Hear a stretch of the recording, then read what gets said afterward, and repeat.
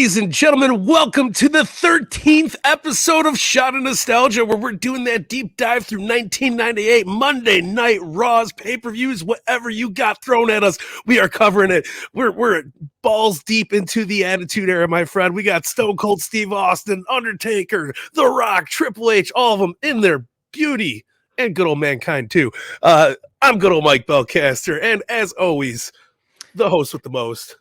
Live from No Cell Studios to the ACEFIELD Tavern, ACEFIELD Retro, and as Mike Belcaster so beautifully said, we are balls deep in the Attitude Era. We are approaching, dude, we have the go-home show for Highway to Hell, SummerSlam 1998, and I can't believe we made it here. We're 13 episodes deep. We are approaching, to me, one of the best events of 1998. Was one of my staple events that I watched as a kid that I remember so fondly, the ladder match between The Rock and Triple H, and of course, Taker Austin headlining, and there's so much in between. So good. I remember distinctly going to Blockbuster several times after SummerSlam and renting that VHS, throwing it in the old dusty VHS player. The good days, man. Get some good old popcorn at the countertop. I love Blockbuster, but the art on the poster, the aesthetic of MSG, where MSG was still the hub and home of WWE before they completely expanded past it. But MSG, a beautiful thing. And like we said, we're going to be reviewing 3 Raws this week. So July 27th, August 3rd, and August 10th. August 10th being the go-home show for, there's, I think, 2 shows leading up to SummerSlam, but this is our go-home show before SummerSlam. And each week we're going to go through the Raws. We're going to go through the newsletters, as you guys know. You know the drill by now. We're at episode 60, whatever, at this point. We're more than halfway through 1998 as we approach, season 3, believe it or not. We've been doing this for quite some time, man. It's crazy. It flew by. It really has. Like I still feel like when we load this up that we're going to talk about WCW, 96, and we're already here, man. We're 98 WWF. Again, this is a good time. Always a good time. Maybe my favorite time here at the Turnbuckle Tavern is right here for Shot of Nostalgia. Yeah, we will be back in WCW. Don't you guys worry. And there's a warm place in my heart for World Championship Wrestling, what we did in 1996. So, we put a bookmark in there, so maybe we'll just pick it up one of these days. We all know what season 4 is, Smoky Mountain Wrestling, that short abbreviated season for 7 episodes. But who knows what we're doing after that? That might be a hint for everybody that's listening carefully. But with that being said, let's get to the happy hour and go through the newsletter. Dave Meltzer in July of 1998.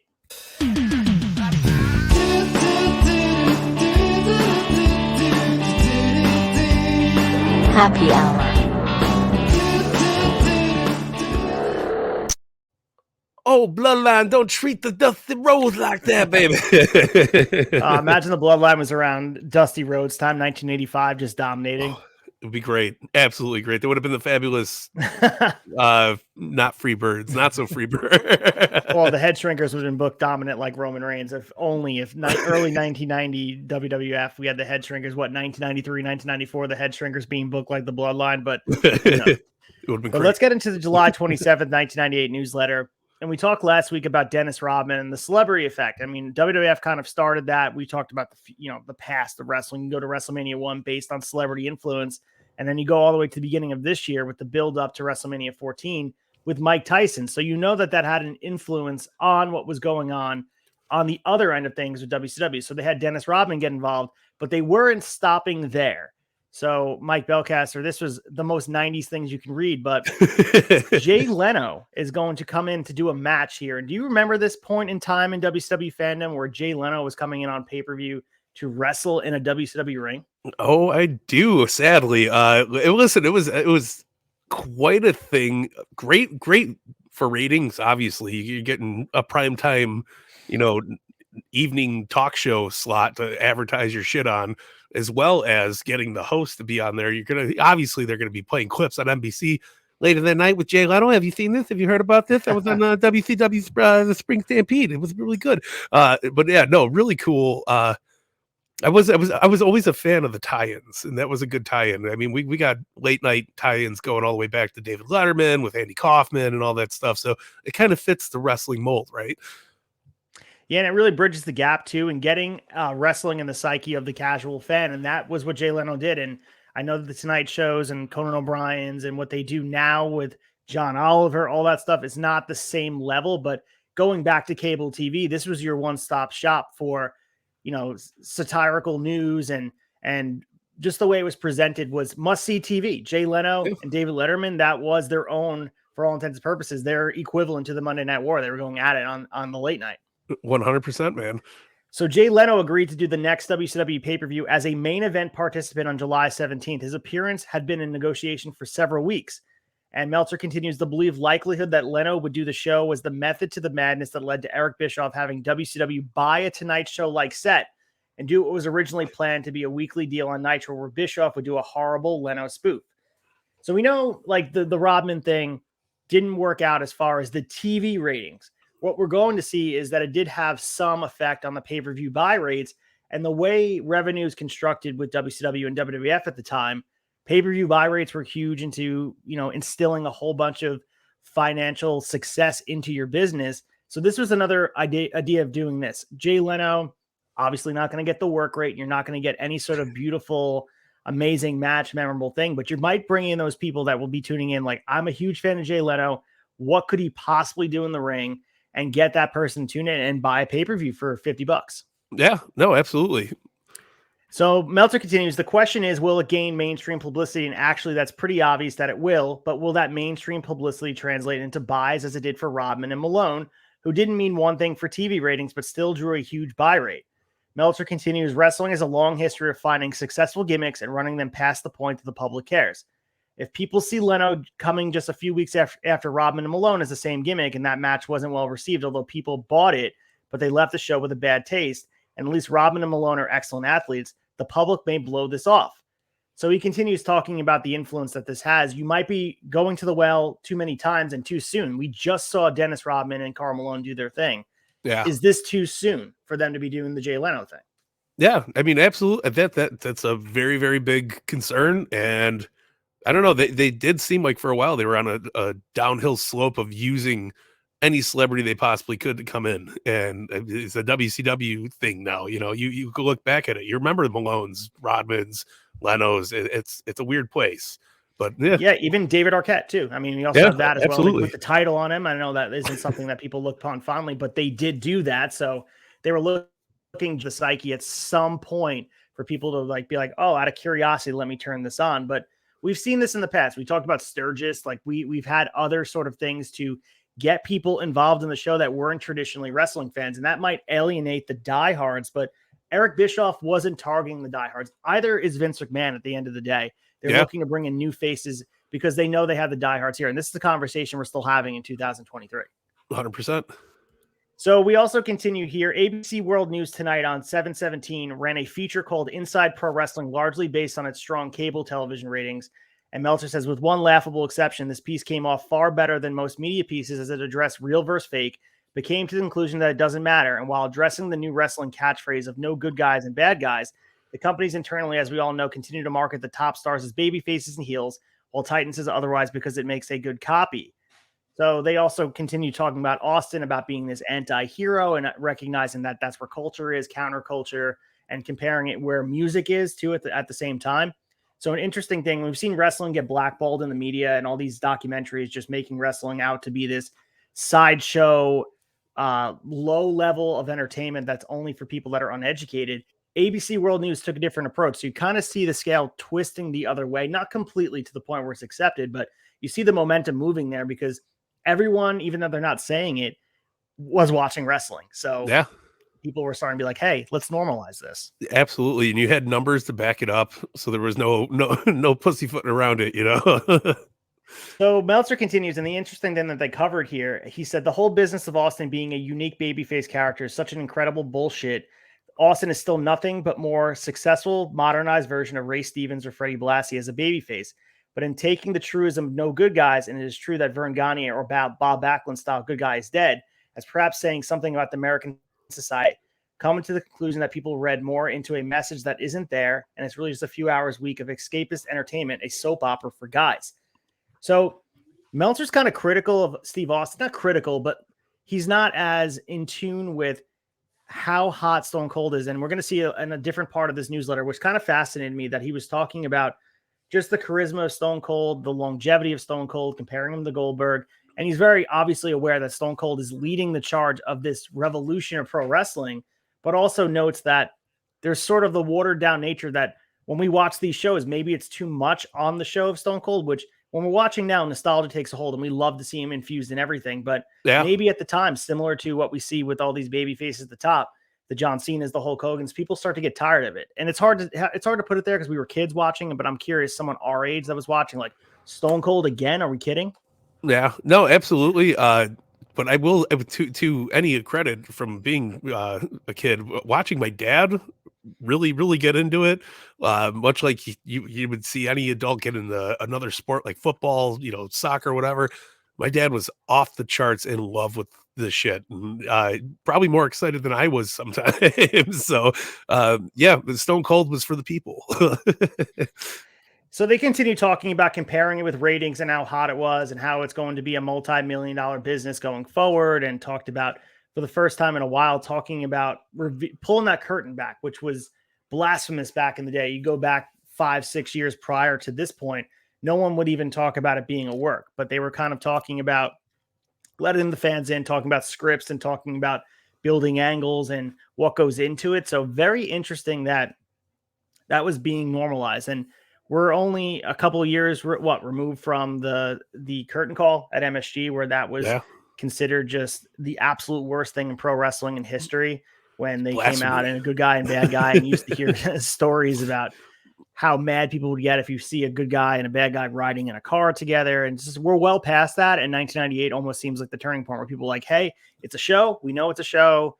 We don't care. We love it. Like, let's move on, Let's not pretend it's real. Like, when we're watching, it's interesting to me that was the whole dialogue. And WWF kind of, and WWE had changed that narrative of, like, it's entertainment. It's not so much this working thing, where the old school mentality was Hulk Hogan is really body slamming onto the Giant, and he actually did that. But when you're watching, it's funny, like that wrestling style, when everyone was like trying to protect the image of wrestling, was as fake and campy as ever. And like, you couldn't convince me otherwise, that people actually thought it was real. Insane. No, if not, it was more so. It looked goofy compared to what we watched today.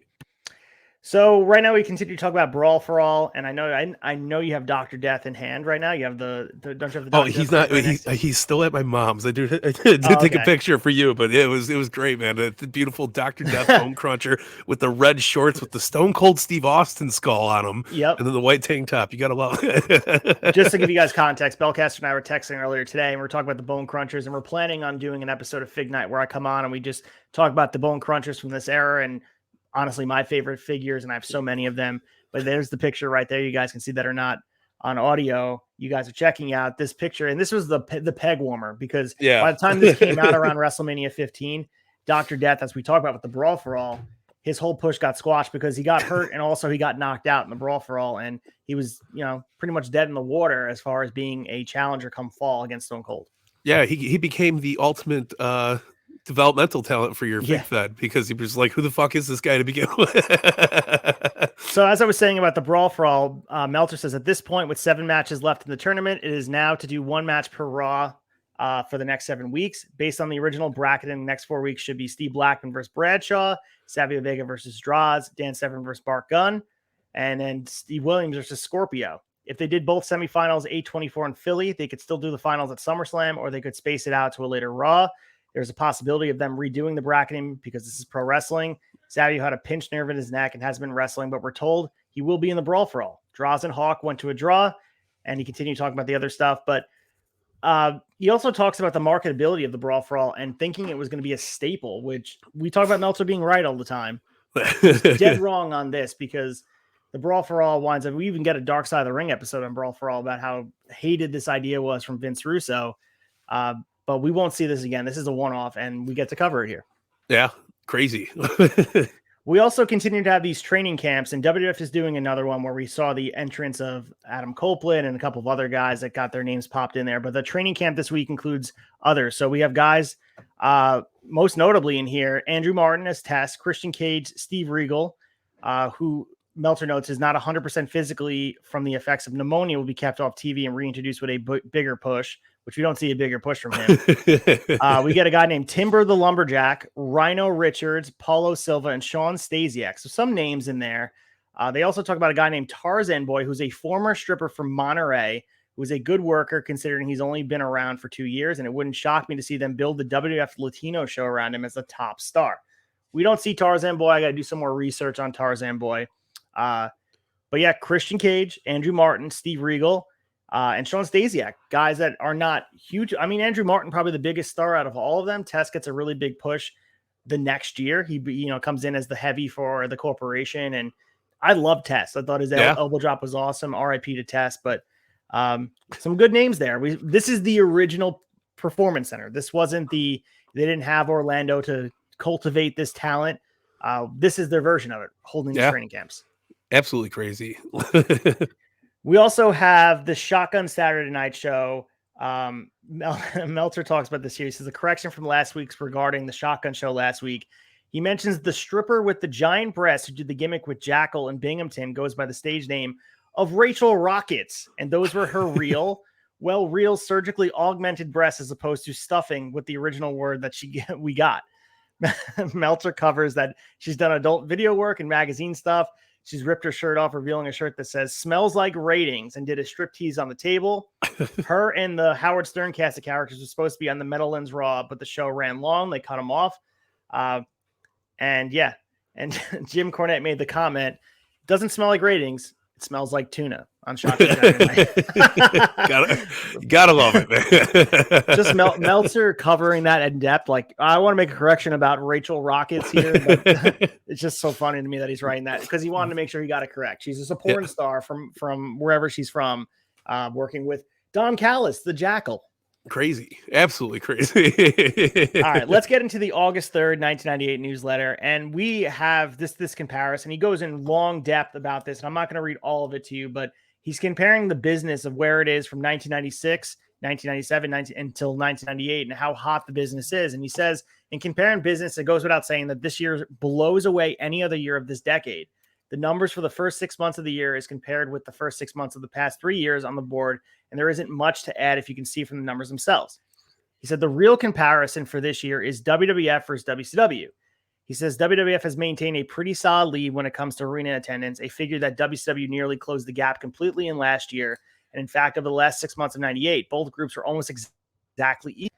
He continues talking about WCW not being this distant second as they are being portrayed right now because of the ebbs and flows. We watched 1997, them take the lead. We covered the episode here where Raw finally beat them after 83 weeks. So Meltzer's following the tea leaves here. He thinks that WCW eventually will have their day back in the sun.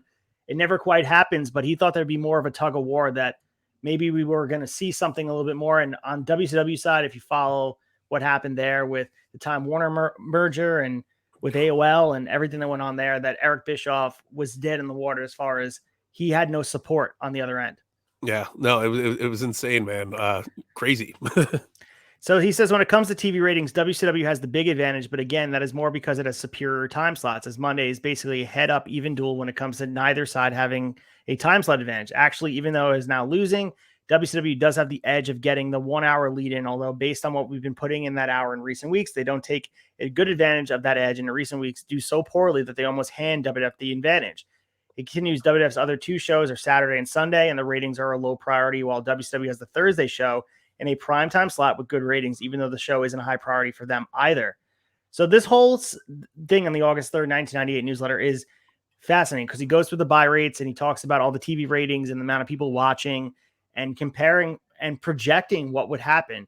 And what we're looking at is WCW is definitely falling behind. And we now know we have the benefit of 25, 30 years later can say, we know WCW never quite catches them back. They have moments and they'll get hot a little bit again, but they'll never quite hit the peak we saw in 1997, where they were just blowing guys away. In 1996 too, with Raw and not able to compete with the NWO stuff. But It's interesting to read because he's projecting, and we now have the kind of results projections and see how accurate or not accurate he was. Yeah, no, absolutely. And I mean, WCW did fall very quickly as well. I mean, you're talking from 99, basically the 2001, you got a really short 2 years where it really, really hit that decline. So very, very interesting to read. Very interesting to hear. Yeah. So he continues, he said, this is a very competitive wrestling war, and for either group to claim to be solidly winning is an empty claim.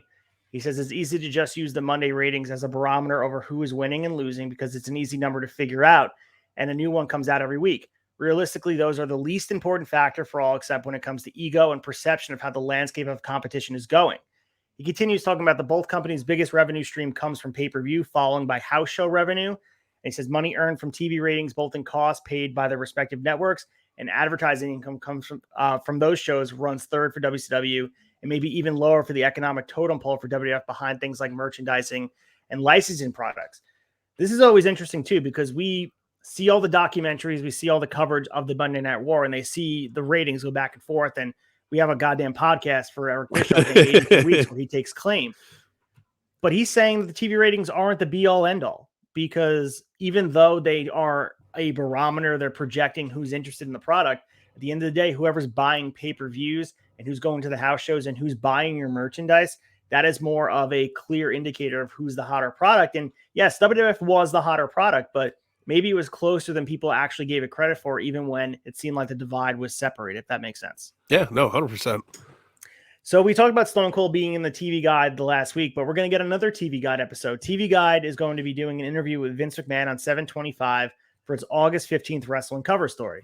Last week, we talked about the importance of TV Guide, and I got some messages on Instagram talking about people remembering that and how important TV Guide was. So for the younger listener and watcher here, TV Guide was very important, is how you knew where things were. And can you imagine having to justify figuring out where shows are, such as the Westminster Dog Show, that you check in and say, Raw doesn't start till 11 o'clock Eastern now because they're preempting it for the US Open or the Westminster Dog Show. With Rampage bouncing all over the place, AEW would be in huge trouble with all these time slot differences if you didn't have a TV Guide. Yeah, absolutely. I think this is the first time we are airing after Rampage here at Shout of Nostalgia. It's such an early start time. Like, they couldn't have done 6 o'clock. It's 4:30 my time. That's insane. Yeah, and also these interviews with Vince and Stone Cold, and we're gonna get other guys. I think Foley and Taker will be on the build up to WrestleMania 15 and 99. But these are just other steps taken to normalize pro wrestling in the public psyche, where we continue to chip away at the image that wrestling is this one-off thing where people are not interested in. It's like this, you're saying the quiet part out loud, where you mentioned talking to people at work or at school the day after something happened, where it's water cooler talk, but it's becoming more normalized because everyone's looking around and saying, hey, I'm watching it, you're watching it, why can't we talk about it? And then soon advertisers will see that too and say, maybe we need to sort of cater to that audience and understand that maybe it's drawing to a bigger audience than we're giving it credit for. Yeah, absolutely. I think back to being in high school, even junior high, wearing wrestling shirts. And it used to be one of those things where you wouldn't, I don't know, there'd be a lot of people that make fun of wrestling, or, in elementary school it was different because that was the 90s for me, but everyone was wearing a DX shirt or an Austin shirt. But as we moved closer to the Ruthless Aggression era, where you're wearing a wrestling shirt, it wasn't normalized, where you could just wear, a Triple H shirt or even like the Shawn Michaels shirts. It wasn't this thing where people were feeling comfortable. And it's so interesting now that wrestling is everywhere. I go to a grocery store, you see a wrestling shirt, but it's just amazing how much has changed. No, 100%. I listen, it was a hard time to be a wrestling fan in those 2000s. But as very much to what you were saying, I get more and more people, they'll see me out with my AEW hat on or something. They're like, oh, AEW, yeah, dude, nice hat. It's being more encouraged and less suppressed, which I'm happy about as a wrestling fan. And I think everybody could agree with that. Oh, absolutely. So we move over here about Austin and Goldberg, and Meltzer says, after seeing Austin and Goldberg live over the past week, and when it comes to comparison with the reactions Hogan would get live, Meltzer, this is what I was talking about with him being critical of Austin. He said Hogan's reactions live in his prime, even in as late as the early 80s, beat both of them. Austin's drawing power is great and is a great worker, but he can't match Hogan's charisma. He said Goldberg's reactions to his finish and his intro are better than Austin's, but since his work isn't close, he can't take the crowd up and down while working a match like Austin can. I thought that was so fascinating, because I think now if you look at the Mount Rushmore of the biggest guys, the guys, when they put the cowbell type of guys where you are carrying the company, whether you go with Hogan, you go with Bret Hart, Stone Cold, and then like a guy like John Cena, The Rock, those guys that are Triple H, I guess, in that middle time, guys that carried the company to the next level. I wonder if he'd have the same opinion now that Austin's charisma, because we watch Austin, especially in those later years during the invasion where he's like singing and he's doing the goofy stuff, the what. I think Austin is just as, if not more charismatic than a guy like Hulk Hogan. No, 100%. And I think his reaction about Goldberg's, reactions with his finish and his intro, I think Goldberg believed more of it was real than Austin did. So Goldberg was like living in this bubble of like, yeah, I'm this badass, like put the fucking sparklers in my face and just coming out there. Like he lived the gimmick, right? Austin was the gimmick. Austin was able to, tear the house down no matter what, get out there, do his thing. Comparing Austin to Hogan, I get the light comparison, but we had so many years of Austin's fun, goofy side after this that I think that this was just a preemptive quote from Meltzer here. Yeah, I agree with that, and it's interesting to compare, and especially now that we have the benefit of everything breaking down and talking about their legacies and who had a bigger impact on the business. And you can go all day with Austin and Hogan, and would there be an Austin without Hogan originally being a part of WrestleMania 1 with Vince McMahon? And you can have that conversation, but I think Austin deserves a lot more credit for his charisma because he's not just a great worker. And for a lot of Austin, he overcame a lot. I mean, at this point, he's working past the broken neck. He's working with a lot of injuries. Talk about the staph infection, but the knees. I mean, by next year, he'll have 2 knee braces. And I understand Hogan has his share of injuries as well, where he needed a hip replacement and all that shit because of the dropping the leg every day for 250 days a year, dropping the leg on house shows.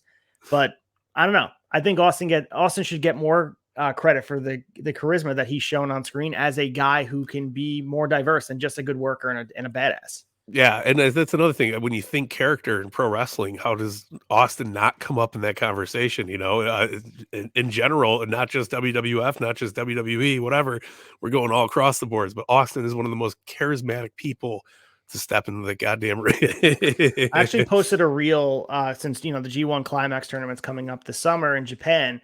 I was posting some videos, and one was with Keiji Muto, aka Great Muta, was wrestling in the G1 Climax against Steve Austin in 1992 in Japan. And just the work rate, and prior to Austin getting that neck injury and prior to the knee injuries that he had, where it kind of slowed him down, he had to adapt his style.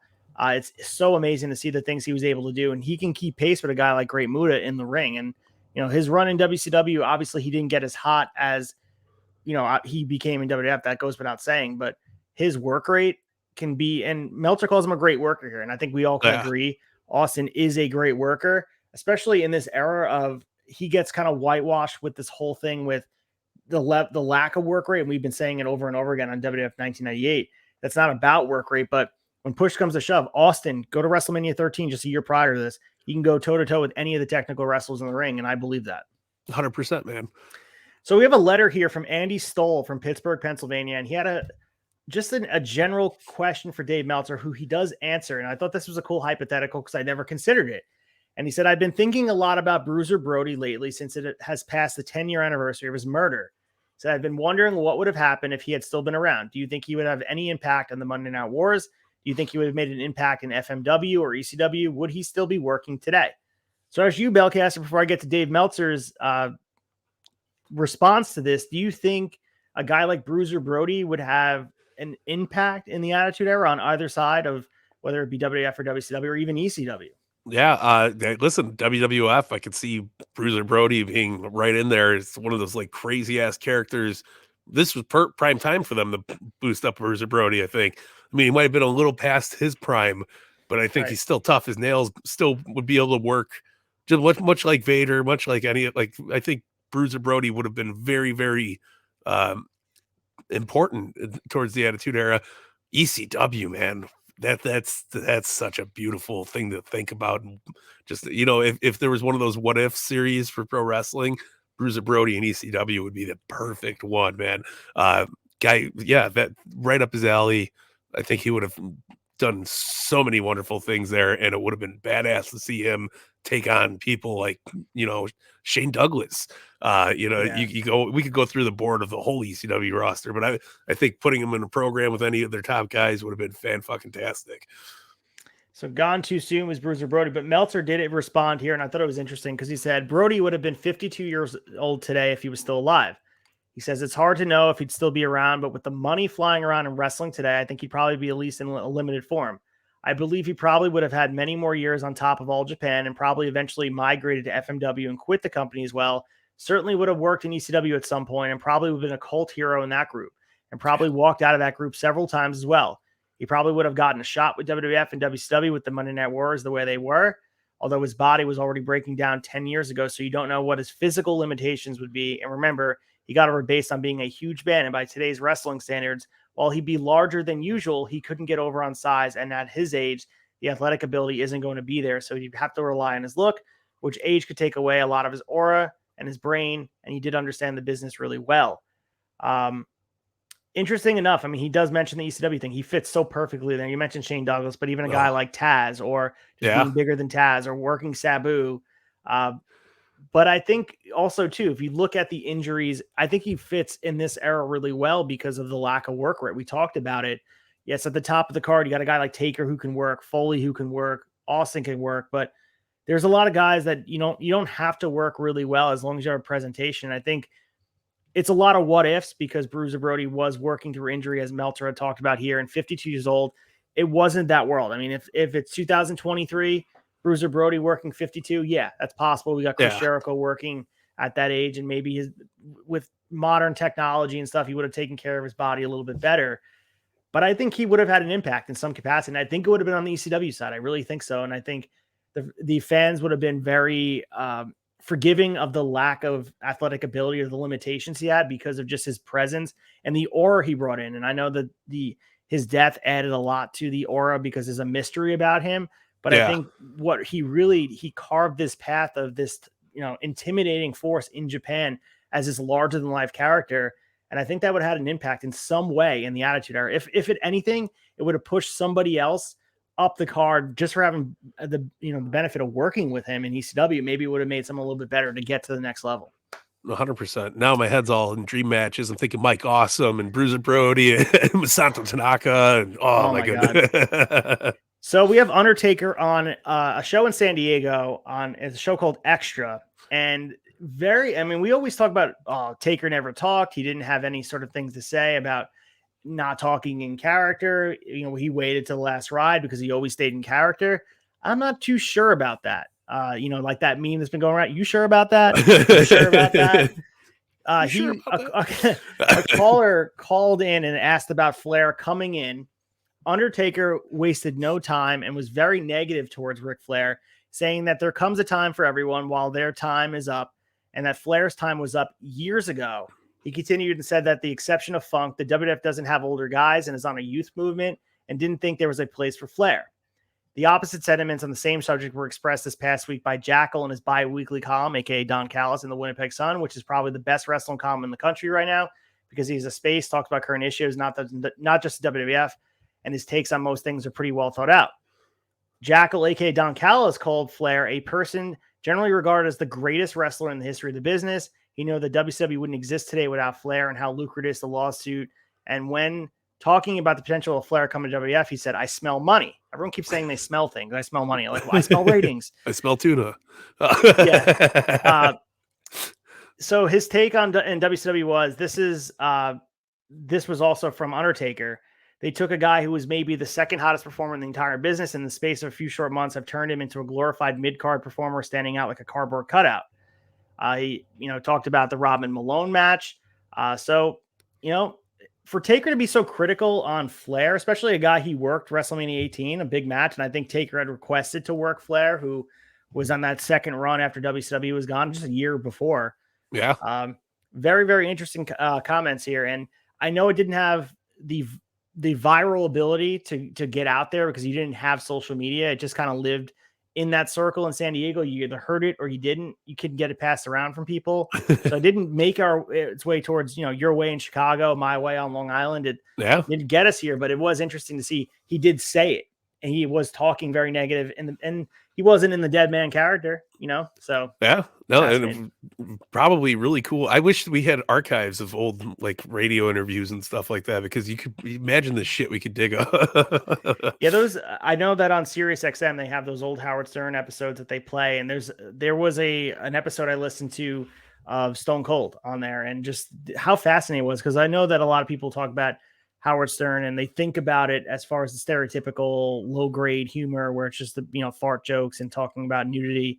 But his interview ability, even back in 1998 through, when Howard Stern's still going now, but his ability to interview anybody and get unique answers and unique conversation out of all different personalities, it is beyond. Like, he is, people need to give Howard Stern his credit for that. And like the Austin interview, I know it was in 98. Yeah. Just one of the best Austin interviews. It was prior to him doing podcasts too. So which is you got great. a lot from him. Very cool. So we continue here. Shawn Michaels was given the California TV tapings off, but will be back in some form in Omaha. And we also have this on the WWF website. And this is interesting because this is 1998. And imagine this was appearing on WWE.com. Everyone closed their eyes and imagine this appeared as a press release with all the glitz and glam on it. They were asking women that attend live shows to take off their tops when asked. In case there was any doubt, the woman who flashed on Raw was the same woman who did so at the Canadian house shows Swing a few weeks back. They were requesting, if you are asked by DX to take your shirt off, please do. Can you imagine WWE nowadays being like, just your ass, please just, show your boobs. Yeah, just lift it up a little bit. It'll be good. Asinine for any company.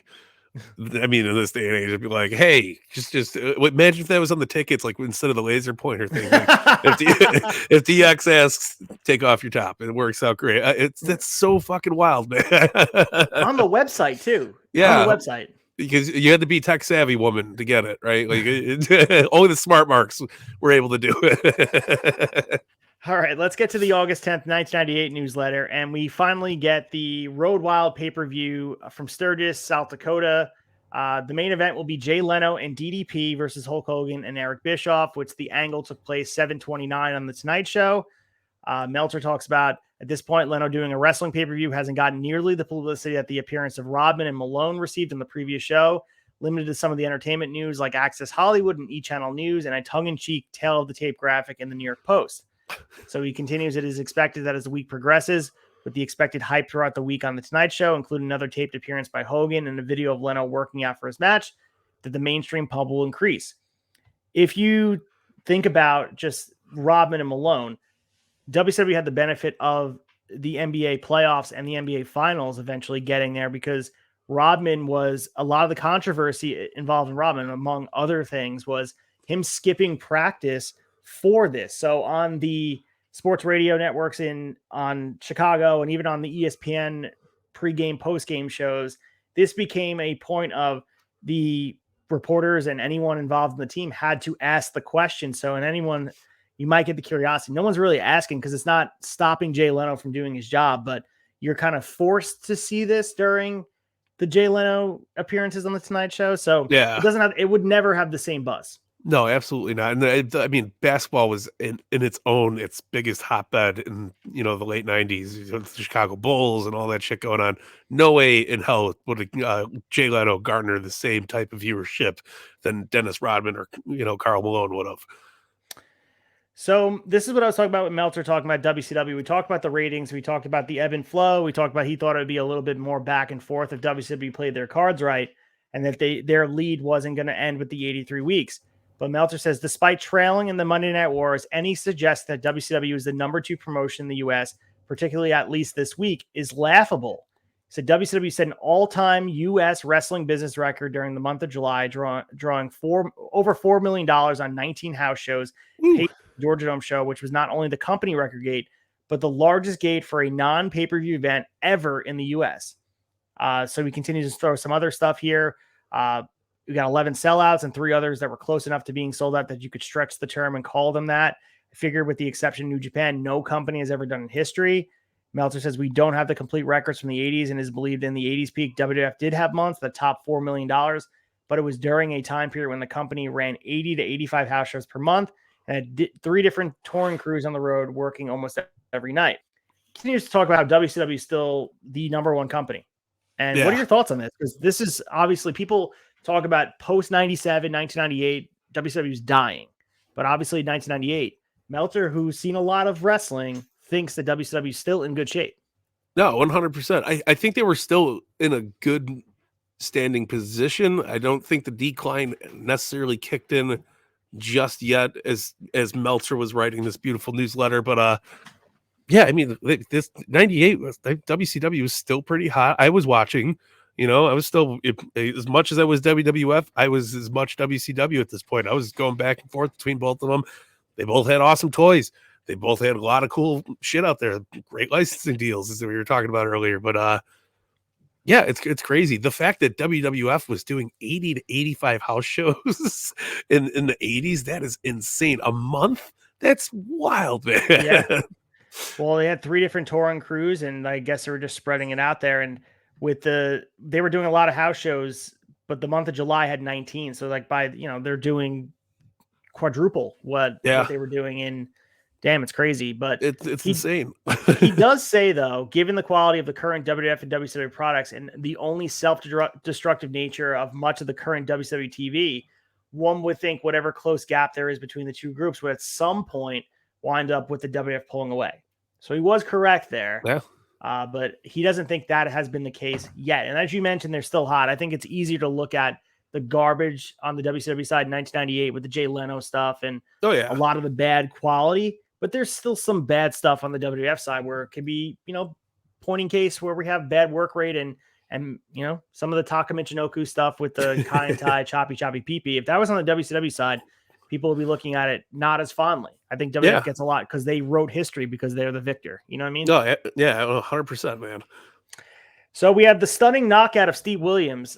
This adds, Meltzer says, yet another new wrinkle has come out of the WWF's Brawl for All, the first attempt to do non-work matches in the history of the company. He just pretty much, we've talked about Steve Williams being brought in from Japan, and JR was very high on him based on the fact that he had an athletic background. I think he was good friends with Steve Williams. He was supposed to be this big bad that was going to challenge Steve Austin come fall and lead up to Survivor Series. It just didn't happen that way. And you could directly credit that to the Brawl for All where he got knocked out. He was someone the fans weren't reacting to in the house shows, and they're certainly not going to react to him now if he is looked to be this exposed star where he was put in a place where he wasn't going to be successful. No doubt about it. No, for sure. It's crazy. Like you would think Jim Ross doesn't strike out too often, right? He's usually hitting homers left every time he's up at bat. But yeah, Steve Williams is the biggest strikeout, I think, of Jim Ross's bring-ins. Yeah. So Meltzer continues to talk about the Brawl for All and the experiment that it was. He says, whether this experiment has been a success or a failure is really hard to analyze at this point. If you look at it specifically from a TV rating standpoint, which at this point was primarily designed for, it has been a success. Wrestlers who normally do poorly in the ratings have generally done well and have usually only been behind the Steve Austin, Vince, Undertaker, Mankind, Kane main event program, and DX is the highest rated segments. He said the biggest negative is not the obvious one, the inability to control and manipulate a shoot. In the case of Steve Williams, you have a guy being groomed for a title shot with Steve Austin, getting put in a position that the office surely wouldn't have liked for viewers to see him in. He says, this isn't to say Steve Williams is dead, because that's stupid in the day and age where you can rehabilitate anyone with a few wins, and most fans forget everything they've seen with a few weeks due to the sheer volume of TV product. But as some of the luster taken off him as the toughest man in wrestling, which is probably the key thing that was going in marketing against Steve Austin. He says that's no question. He was talking about some of the other stuff with rings. We talked about rings in 1996, about this Japanese shoot style, where examples have a guy that they wanted to push as a main event level wrestler who got knocked out. They rehabilitated him and it was okay. A guy named Tamara, Kayoshi Tamara, was groomed for a top drawing spot. He was put in a shoot, lost, and they were able to rehabilitate him and make him a main event star where he drew. So it's possible. So at this point, Steve Williams isn't gone, but we got to remember, yes, this was a bad thing for Steve Williams, but the reason why he was exposed in this way, because you notice a lot of the top guys are not putting a position where they're on this card in the Brawl for All, is because he was struggling in the first place to get a reaction. So they figured if he actually can shoot, knock people out, it might get some momentum behind him, and it just didn't work out. Yeah. Crazy. Sucks. I mean, it sucks because you look at it and say he could have gotten over. And yes, whoever the WWF machine puts him under, they're going to get behind, and eventually fans will get behind things and they'll push it down our throats. We've seen it time and time again. They're less likely to do it in 1998 because of pay-per-view buy rates. But as they get to a point, if they want something, Roman Reigns, or they want John Cena, they're going to push it down your throat. So if Steve Williams was a priority for them, even in losing the Brawl for All, they would have figured out a way to get it done. So I don't want to blame Brawl for All for it, but It certainly didn't help. Yeah, and then a question I got for you is, if he went in and he was this knockout machine and he was just, one after the other winning these matches, would anybody have really cared, because the brawl for all concept wasn't really getting over with the crowd to begin with? So even if he was even if he walked in with butterbean charisma in that ring, just like boom, boom, 2-hit knockouts every time, it was like fucking go. Would he have been over though with the crowd, or is he just like he gets pitted to being just the boxing guy, right?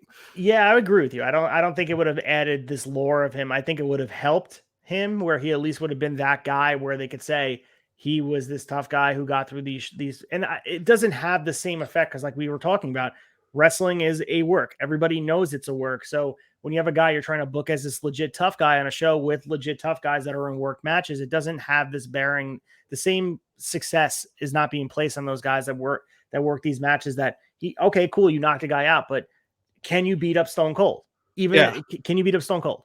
And whether he could or not in a shoot, maybe, but like it doesn't matter from a fan standpoint. They want to see a competitive match with Stone Cold. And I think if he would have won Brawl for All and been presented in that way, I think it would have given them faith. WWE creative, WWF creative would have put some steam behind him.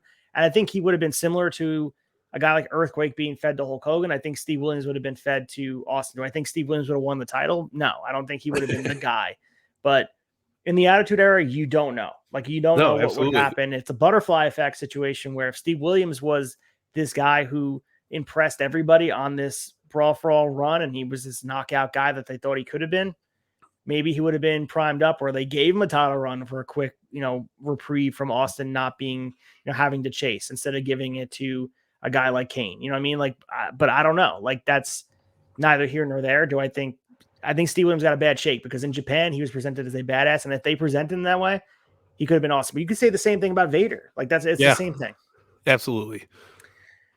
So he continues talking about just the organization and the fact that wrestlers didn't have time to train, just the injuries. If you watch the Dark Side of the Ring, everybody knows the injuries that went into this because obviously they're not as protected. And then you're taking guys off your roster where if they get hurt, they can't work other programs. And that's why they didn't put the quote unquote, and I don't want to be mean about this, the important guys in Brawl for All, because if Bart Gunn got hurt, WrestleMania plans aren't off the table. Like, we still got WrestleMania 15 locked up if Bart Gunn gets hurt. Same thing with Bradshaw at the time and The Godfather. They are not these huge integral pieces that they were almost disposable in the booking plan. So, who cares in their mind? Who cares if they got hurt? It was expendable talent. Yeah. So we continue here with the actual Raw rating on A3 is contradictory. He says, although there is no dispute the show captured 6 of the 8 head-to-head quarters, according to the USA Network, Raw did a 4.98 rating with an 8.4 share. He said the Nielsen overnight computer printout listed the Raw rating as 4.77. Both sources have the same info for Nitro, which is a 4.2. AK saying at this point, the win streak is now 9 of the past 10 weeks and combined a strong showing for the debut of Sunday Night Heat. They continue to move towards beating WCW handily. And I think Meltzer's recognizing that this is going to happen consistently at this point, and they're just putting on a better product. Like, we look at even today, AEW and WWE, they're not comparable as far as ratings because the platforms. Fox is not, you can't compare Fox with Ramp. You can't because of just the eyes on the product. But as far as products that are hot, look at the house show attendance, look at the attendance, look at the interest in what's going on. There's no denying leading up to WrestleMania that WWE is just the hotter product. It's the better product on their end. As an AEW fan, you could say you like the matches better, but as far as the interest in the product, there was more interest going in WWE. Maybe that changes this summer with All In for WWE and AEW. Maybe that changes, but you could look at other metrics, not just TV ratings, to kind of gauge the interest of what's going on. Absolutely. We also have the debut of Sunday Night Heat. Drew a 3.67 rating. I mean, think about that. For a Sunday Night Heat, 7 p.m., that is just an obscene number. Show hosted by Shane. This was his first outing as a broadcaster, which they relegated Jim Ross and even more so Jerry Lawler to supporting roles. This was Sunday Night Heat eventually became the lead into pay-per-views. That was the thing, and they would sometimes put quality matches on there, but it was just on for the sake of content. They just wanted to put things out there for more wrestling to consume. If you check it out, you check it out, cool. But people couldn't get enough of it, and Sunday Night Heat was something actually people tuned into. I tuned into it for sure. I loved it. I absolutely loved it. And it brought us halftime heat, which was even cooler. The little halftime in between the Super Bowl. It was great. So there was an article in the Cincinnati Enquirer talking about the various members of the Cincinnati Reds having an internal argument going on over red and black versus the white and black NWO. He said, "This is Meltzer. 11 of the players wear NWO shirts under their game uniform, 7 of which are Wolfpack. Danny Graves, a relief pitcher, is the biggest fan of the team and has attended WWF shows while on the road and at his home, and is friends with Rocky Maivia." Just shows the trend. I mean, this is in sports now, where people are like having arguments about who is the better faction on a Cincinnati Reds team. We see sports get intertwined with WWE specifically, but also, you know, we go to George Kittle wearing the Pentagon Junior stuff and the cleats inspired by him, doing the Cerro Miedo as his celebration to when he gets a touchdown. But we see the belts too. Like, sports and wrestling are always intertwined. These super fans happen to be athletes, and they're showing, and this was the emergence of it. Hell yeah. So we also have the fully loaded results, just about the buy rate and all that stuff. So the WWF claims 330,000 buys, which would have been a 0.92 buy rate, which would be nothing short of tremendous, as it would beat out King of the Ring despite being a far less attractive show. Although it was clear WWF is rapidly gaining momentum, it is hard to believe that a show could beat out King of the Ring with a title match, Hell in a Cell. Apparently, according to Meltzer, sources in WCW, who have been usually on the money when it comes to these numbers, have claimed the buy rate was 0.34, which is the instance does sound ridiculously low given the state of the industry. So there's some discrepancy about what it is, but just shows, again, huge buy rate. And the financials were based on buy rate. You had to get people interested in the product, and they were checking out even fully loaded. Crazy. As far as that training camp, the highest marks for them: Christian Cage, Andrew Martin, and Ten Annis. I don't know Ten Annis myself, but Christian Cage and Andrew Martin wouldn't be long until they're on the main roster. Similar to Adam Copeland, like, these training camps are the showcase for these future stars. Yeah, it's great. It's cool. And I missed when they would do that, because it would kind of shake up what talent you got coming into the company a little bit more. So it wasn't just like, oh, we know these guys are signed to the PC, they're doing this. It was more like, boom, we got random Ted Annis, who's going to be Teddy Hart. Like, it's going to be great. So we also have, was Ted Annis Teddy Hart? Is that true? Well, it said in the notes earlier that they were going to book him as Teddy Hart. I don't know if it's the Teddy Hart. I don't think it is, because Teddy Hart seems relatively young. If for 98. Recall. Yeah, I'd have to look it up. But who knows? I mean, it kind of makes it could be. I mean, we'll look it up in a sec. But we also we had the conversation about Jason Sensation last week, and there was some interesting information about Jason Sensation here. Jason Tavares is his shoot name, so you guys can find him on Instagram and on Twitter as well. I think he has an Instagram, but he's earning $500 per shot. So this got me to look up Jason Sensation and where he is now. And he was in the news in 2018. Do you remember the stuff in the news in 2018 or no? No, not at all. So we'll get to it in a second. But so Jason Sensation, as you guys know, personality we keep seeing on Raw during the Attitude Era, where he never actually wrestled, but obviously we remember him dressing up his own Hart. He was an impersonator. But how he became in the business, they did an interview with him, and I picked it up, and I was reading about it. Apparently, according to Jason himself, he was first introduced to Owen Hart, and after a series of impressions of the aforementioned wrestler and Bulldog, Owen was impressed and amused. So after this, Tavares, aka Jason Sensation, got to meet Vince himself, as the boss had traveled to Canada for an interview on TSN's Off the Record, as we covered here. McMahon laughed at how well Tavares was able to emulate Shawn Michaels and Vince himself, and he told Tavares that he would get the talented kid on TV. So it wasn't until Mania 14 weekend that Tavares got a call, and the person he impressed this time was Mike Tyson. He was doing an impression of Mike Tyson. Tyson had a laugh riot listening to an impersonation of Stone Cold as well, and according to Tavares himself, Tyson put him over big and was able to get a deal with the company solely for that reason. So we got a couple of things going on here. He signed a 3-year deal quietly, but he was let go pretty soon after that, and no one really knew why. But apparently some of the TV personalities and also the wrestlers were saying it made us feel like we're cheapened, so they stopped using him, and that was it for Jason Sensation. Fair enough. Absolutely fair enough. So the other stuff that I was talking about in the news in 2018, they were in Toronto, WWE being in Toronto, and apparently he tweeted that he was going to sneak a gun into the show and commit suicide on live TV. So once this went viral in 2018, and Tavares was picked up by the police, released when he claimed he had no intention of hurting himself, and he would then go on to explain during an interview that he suffers from depression, mental illness, and he sent out a tweet to get a reaction from WWE. So he continued talking about how he's pretty distraught about how his tenure with the company came to an end. He would then say he regretted starting a scene like that. And then also in fall of 2018, he was involved in a pretty bad car accident where he was riding his bike, got hit by a car, almost died, but was saved by paramedics. Put up a graphic of like his injuries and stuff. So he is still sort of in the fold here. I think he was at some wrestling con the other day. He's good now, apparently. But yeah, so he is still around, kind of a personality on social media. You can check him out. But I didn't even realize 2018 that he was in the news, and I wanted to bring it here because we were talking about him, like what happened to Jason Sensation. It'd be cool to have him on here, and maybe we can get Jason Sensation on here. Something tells me he would be up for the booking. Well, Jason, if you'd like to come on here and talk about it, we were huge fans, and yeah, I think interesting to see just the story about how he was recognized for his impression. And you never know who you're interacting with. You and I, obviously, you have worked in the independent wrestling scene, and I'm working there. You don't know who you run into, who talks to a guy, and there's guys that work with AEW, work with WWE that happen to be on indie shows, and you impress the right person who happens to be watching, and who knows, you get a call from Tony Khan himself. You know what I mean? Like, that's how shit like that happens, and you don't know who you're talking to. So always put your best foot forward. That's, you know, 100%. A little shot of nostalgia advice here. Next season on the dark side of nostalgia, we're gonna Jason Sensation.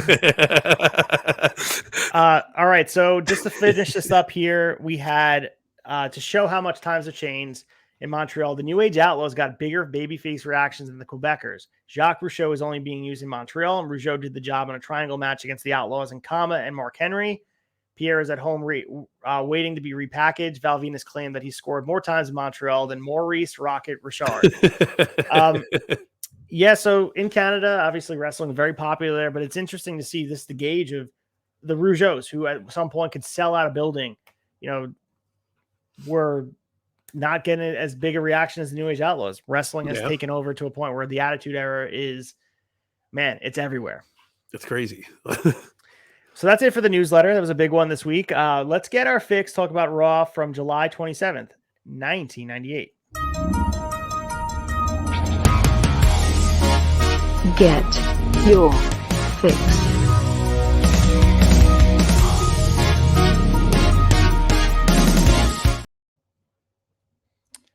All right, time to get our fix. July 27th, 1998, Anaheim, California, from the Arrowhead Pond, where the Anaheim Ducks play.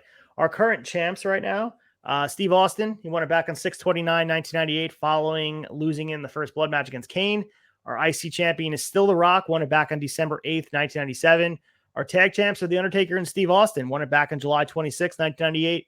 European champions, D'Lo Brown, our boy, July 20th, 1998. And the light heavyweight champion, not being defended, Taka Michinoku, 12/7/1997. And we lead in, man. We get Jim Ross and Jerry Lawler, and Undertaker starts the show carrying both tag belts.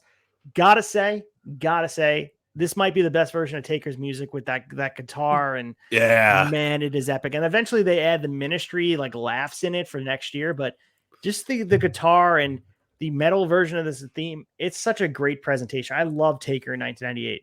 Absolutely fits him to the bill. I love the menacing sound of it. It gets you jacked up and ready to roll. This was a very good presence for the Taker to open up the show too. Like, he looked really badass. Loved him coming out with both titles. Just fucking cool. So we get a whole segment here. Taker comes out, cuts a little bit of a promo. Vince comes out with the Stooges, and they put over Kane and Taker. And there's obviously this cahoots thing where is Taker still working with his brother? And Steve Austin comes out as well. And McMahon and the Stooges decide that it's best to leave. We don't want to get involved in this. And we get the debut of the Smoking Skull Belt for the first time here. And Austin will accept that he and Taker have to work together to wrestle the Outlaws, but he gives the Taker the middle finger instead of an apology. They're doing the old tag chance, but not getting along, building up to a main event. But influence of the Smoking Skull Belt. This is one of a kind here. This is the first creative belt. And I think, honestly, it is still the staple of creative belts. I don't think anything touched it since. Not the radar, not the John Cena spinner. Epic belt. No, listen, Austin had that attitude when it goes onto a belt like that. It fit the character perfectly. you didn't bat an eye at it. You were like, God, that's an awesome world championship. And he didn't change it completely where it took away from the belt itself. He just threw his own flair onto it, and it was really cool. I remember wanting the shit out of that belt when I was a kid. Give it to me in figure form, give it to me in, you know, a replica. Like it was the coolest piece of memorabilia out there at the time. So good opening segment, which leads us into our next match here. It's Vader and D'Lo Brown. Match goes 4 minutes and 18 seconds, and we are still on this European Championship ride with D'Lo, where he's starting to. He's not quite doing. He's from different European countries yet, but he's. I mean, he's really tapping into his charisma here. He says that Euro Disney has 2 new rides at the park: the Sky High and the Lowdown. And Vader can come out and pick which one he wants. Yeah, so they trade blows, and D'Lo's no-selling Vader. Sits down on a sunset flip. D'Lo Brown is the dude here. Like, and Yeah. it had me thinking about this match, and he loses via count out because we get a lot of the other bullshit going on with the chest protector stuff, and he doesn't get pinned. But it has me thinking about D'Lo Brown as being a potential world champion. I know that kind of sounds crazy to people, but I think D'Lo Brown had a lot of charisma. He was good in the ring. And he had a presentation that he tapped into like overnight. Snap your fingers. He became so comfortable with who he is that he is a must-see character here. Yeah, no, just watching it, and I was having a blast, and I thought the finish was actually really good. I like the concept of Vader taking off the chest protector and then doing the big splash on him, and then sneaking in for that quick right before the count out. But yeah, D'Lo is all over the place. I thought this was a great promo by him. His facials while he's in the ring. This guy is a fucking commodity, man. And it's a shame that he didn't get a bigger career than he did. Not saying his career was a terrible career by any means. He did great things, but world champion, sign me up. I would have loved to see Euro Disney pop up for D'Lo Brown, man. Yeah, I mean, he is a guy that will go on to be a double champion, the IC champion and the European champion at the same time. The only other guy that I think that has done that would be Kurt Angle, right? Yeah. I mean, I can't remember the other guy that did that. So it's not like they didn't put stock in him. I'm just saying next level, and I agree with you. I think he could have been a world champion. I do like the chest protector thing, and I think something as silly as the chest protector can get a guy to the next level. It just got over with fans. It became this, like, I don't know. It just became his identity where, like, he was cheating, but not cheating. And it just added so much to him where he figured it out. And I love D'Lo Brown. I don't think we ever got a really good figure of him, especially during this era. Like, I have Cruncher. Correct me if I'm wrong. Is there an elite of D'Lo Brown or no? There is an elite. It's more nation. But they do have the beautiful new elite coming out that has it's got a chase variant. So one's got the purple and one's got, I think, blue rocking on the design on the trunks, but it comes with chest protector. Awesome. Pointing fingers. We're good, man. Absolutely love it. And I think the European Championship feels very important at this point, and he's defending it and making it feel awesome. The IC title feels important too. So it's really cool to have 2 mid-card titles that are sought after. But we move into the next world match here. Well, we had a draw segment in between where they're doing the puke thing. Real world gimmick, like so bad, so 90s. Yeah, what are they doing? Like, this is like if the real world went into, like, you know, Birmingham, Alabama. It's like Draw's just not. He looks like the biggest piece of shit in the world. No offense, I love Draws, man, but like these promos are not fucking putting him over. So lead us for the next match. It's a brawl for all match, round 3. It's Bart Gunn versus Steve Williams. This is what we covered in the newsletter. This is a pretty big deal. As far as all of them go, this is a big deal. Yeah, no, this is the biggest deal because this is what screws over everything, right? So, listen, not a really intense brawl for all, but Bart Gunn fucking knocks the shit out of Steve Williams, and this is where we take Steve Williams out of this bigger picture that he was supposed to be there for, and they start pushing Bart Gunn because Bart Gunn's like, I got a chance, I could win this fucking money, I could do all this shit. Obviously, they made a whole Dark Side of the Ring about it, but yeah, this is huge, and Bart Gunn got a legit knockout on Steve Williams, and it not only knocked out Brawl for All, but it knocked Steve Williams out of the future of pro wrestling. Yeah, and JR tried his best to maintain like he's still a tough guy and sell it, but like the fans saw it in the building on TV. Bart Gunn knocked him out. He didn't lose by points, didn't lose by decision. He got knocked out. And Yeah. it's hard to really paint that in a better picture. And the effects would be, as you said, it kind of ruined that push going forward. And no matter what you do, you can't make it look different than it did. People have this image in his head of him getting knocked out. And like the massive left near the end of the round is just, that's it. Bart Gunn was a legit tough guy. So was Steve Williams is as well, but there's something about perception of being knocked out. It's hard to overcome that in wrestling. No, poor Jim Ross, man. I can imagine being crushed, having to see that in person. Like, well, no, hold on. He's still a good, hardworking man, man. His name's Dr. Death for a reason. Don't let him piss you off. But, man, how bad does that got to be the guy that signed him and watched the downfall happen like that? So leading up to the next match, we have Owen Hart coming out early, but we get Jason Sensation, as we mentioned. He comes out in his Owen Hart outfit. He makes fun of Owen's nose and calls him a nugget. So Owen tries to rush Jason Sensation, but Dan Severn comes out and stands between them. And we get this next match here. It's Dan Severn versus Owen Hart. But Owen hits him behind from the start of the match.